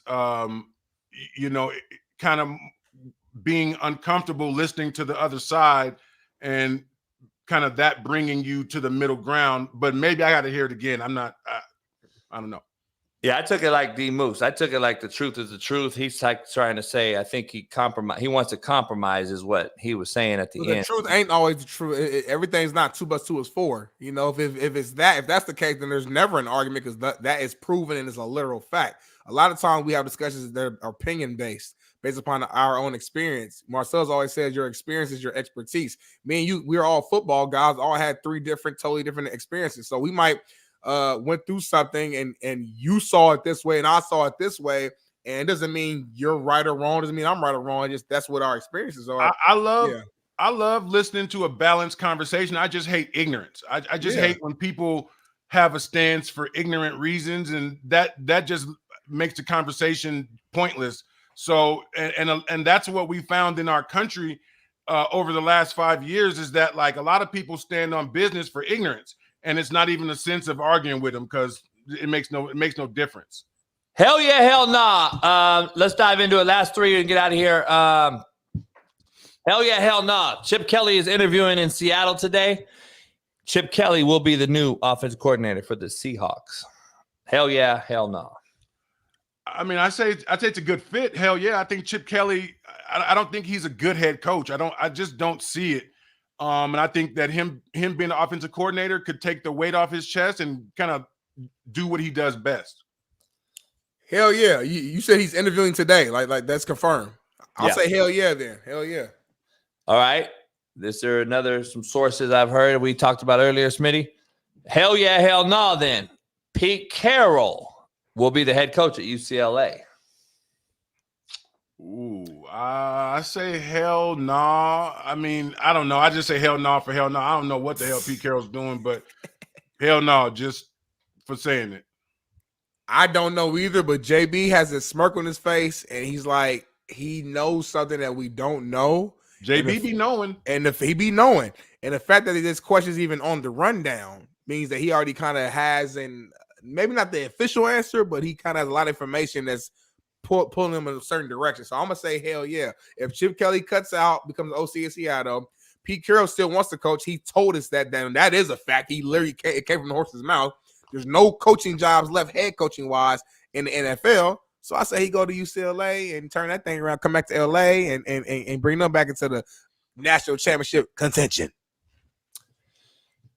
All right. Hell yeah, hell nah. Andy Reid walks away, win or lose. I mean, I say hell no. I think he's gonna get every ounce out of this Mahomes era. I don't think he's gonna hand these keys to somebody because I don't know if there's really a coach to hand them to. So I say hell no. I say hell no as well. I think right now he's chasing like all-time like GOAT greatness levels, and he knows he has the opportunity to win multiple Super Bowls after this, win or lose. So I say hell no. I would be shocked actually. He did look real tired after the championship. I ain't gonna hold you. And I've seen it before. I've seen John Madden's walk away on top. I've seen Eddie George's. I've seen Barry Sanders. I've seen Eric Dickerson. I've seen guys that we all are shocked about, but it's happened. This ain't an anomaly. I can see it happen, and he looks exhausted. I'm gonna be honest. He looks stressed. He's got families. I think his family needs him, or I think that's in the conversation. I wouldn't be shocked. I'm gonna say hell yeah. I think he leaves, but I think he'll come back somewhere else later. But he's still 65. He's 7 years younger than Pete and Belichick. So I could see him coming back because that's in his DNA. But I could see him taking a breather, and they name Spags as the head coach, and then he comes back or something. I don't know. I could see. We've seen different shit before. I think he's just tired because this has been one of his best, if not his best coaching job, because there was so much he had to deal with just a okay roster offensively at least, and figuring out the receivers, and they're dropping passes all year, and the Chiefs was like an average team in the middle of the season. He had to find ways to motivate them and get them to this point. So I just think he probably is tired just because of the season, the way it went. But I don't think he's so tired to where he's about to retire. Yeah, Spagnola's 65 years old too, but he's 45 years old in football. Just so you're clear, he ain't got the head coaching wear on his ass. The head coaching wear is a whole nother 20 years. Just so we're clear, that's a whole nother ball game. Hey, Tank, to leave, I know we're late. To leave here, you've been in Super Bowl interviews and you've had media row and radio row, and it's a shit show. To me, it's an absolute joke, and it's getting worse and worse. And I know, Smitty, I want to talk to you about this tomorrow in depth, but the interviews that they're taking on, they got the little 11-year-old kid. He's a great kid, articulate as shit. I mean, I love the kid. I think he works at NFL Network now. They gave him a job or whatever. But now they're asking stupid questions. I talked to Tank privately about this, and they're going to skew your questions. They're going to move your questions. They're going to take your questions and turn them. Now with cell phones and media being, any swinging dick coming up there just yelling out questions, like Busting with the Boys is doing it to all these guys. This shit is getting out of hand, though. You and Lee Harvey Oswald circling around the internet right now. People think you two look alike. Did you ever hear that before? I haven't. That's my first time hearing it. Yeah. What do you think about that comparison? Physical comparison, obviously. Yeah. I don't. They asked the motherfucker if he ever thought of himself as looking like Lee Harvey Oswald, the motherfucker that shot president. Like, what the fuck are we doing? Like, if these are the questions, I would walk out. I'd be like, these are fuck questions you got for me on Super Bowl radio week? I mean, I can't even say that it's getting bad. I mean, when I was there, we had just like the ladies come from like Brazil and Mexico in just thong bikinis, and they asking questions and bouncing their titties, and it just, I mean, I enjoyed it when they was walking around, but like you would think that this is supposed to be about getting like good questions for the internet, but I think this is a way for the NFL to just expand their footprint around the world, and they let journalists come from all over, and you get what you get. Yeah, it's a balance of both, though. Like me, I'm in the media space, so like that's obviously the one question we pointed out. They ask a lot. Like majority of the questions are football, actual game-related questions, but then they sprinkle in some just fun stuff that can be used for social media and things like that. It's a mixture of both, so I don't mind it. It's Super Bowl week, a lot of shit going on, a lot of attention, so it's what it is. You got to pick and choose what to be mad at, JB. I'll say that. You can't be mad at everything. Nah, I ain't gonna ask me if I look like I think I'm a murderer though, motherfucker. Like that's stupid. That ain't fun. JB, you look like that's ignorant. That ain't fun. JB look like dude from Power Rangers. I'll bring it up tomorrow. I can't remember what the dude's name is. You look just like dude from Power Rangers. But all right, the Rico Farr looking motherfucker. You look like the Rico Farr like a motherfucker. You don't even know who that is. DeMarco Farr. I think he's a UW. He's a University of Washington. Yeah, he used to work at Fox, I think, didn't he? Your face look like a moon. Like, I can't even like. You look like a broke ass. hey, Zordon. What's that about? Look up Zordon, Bailey, for tomorrow.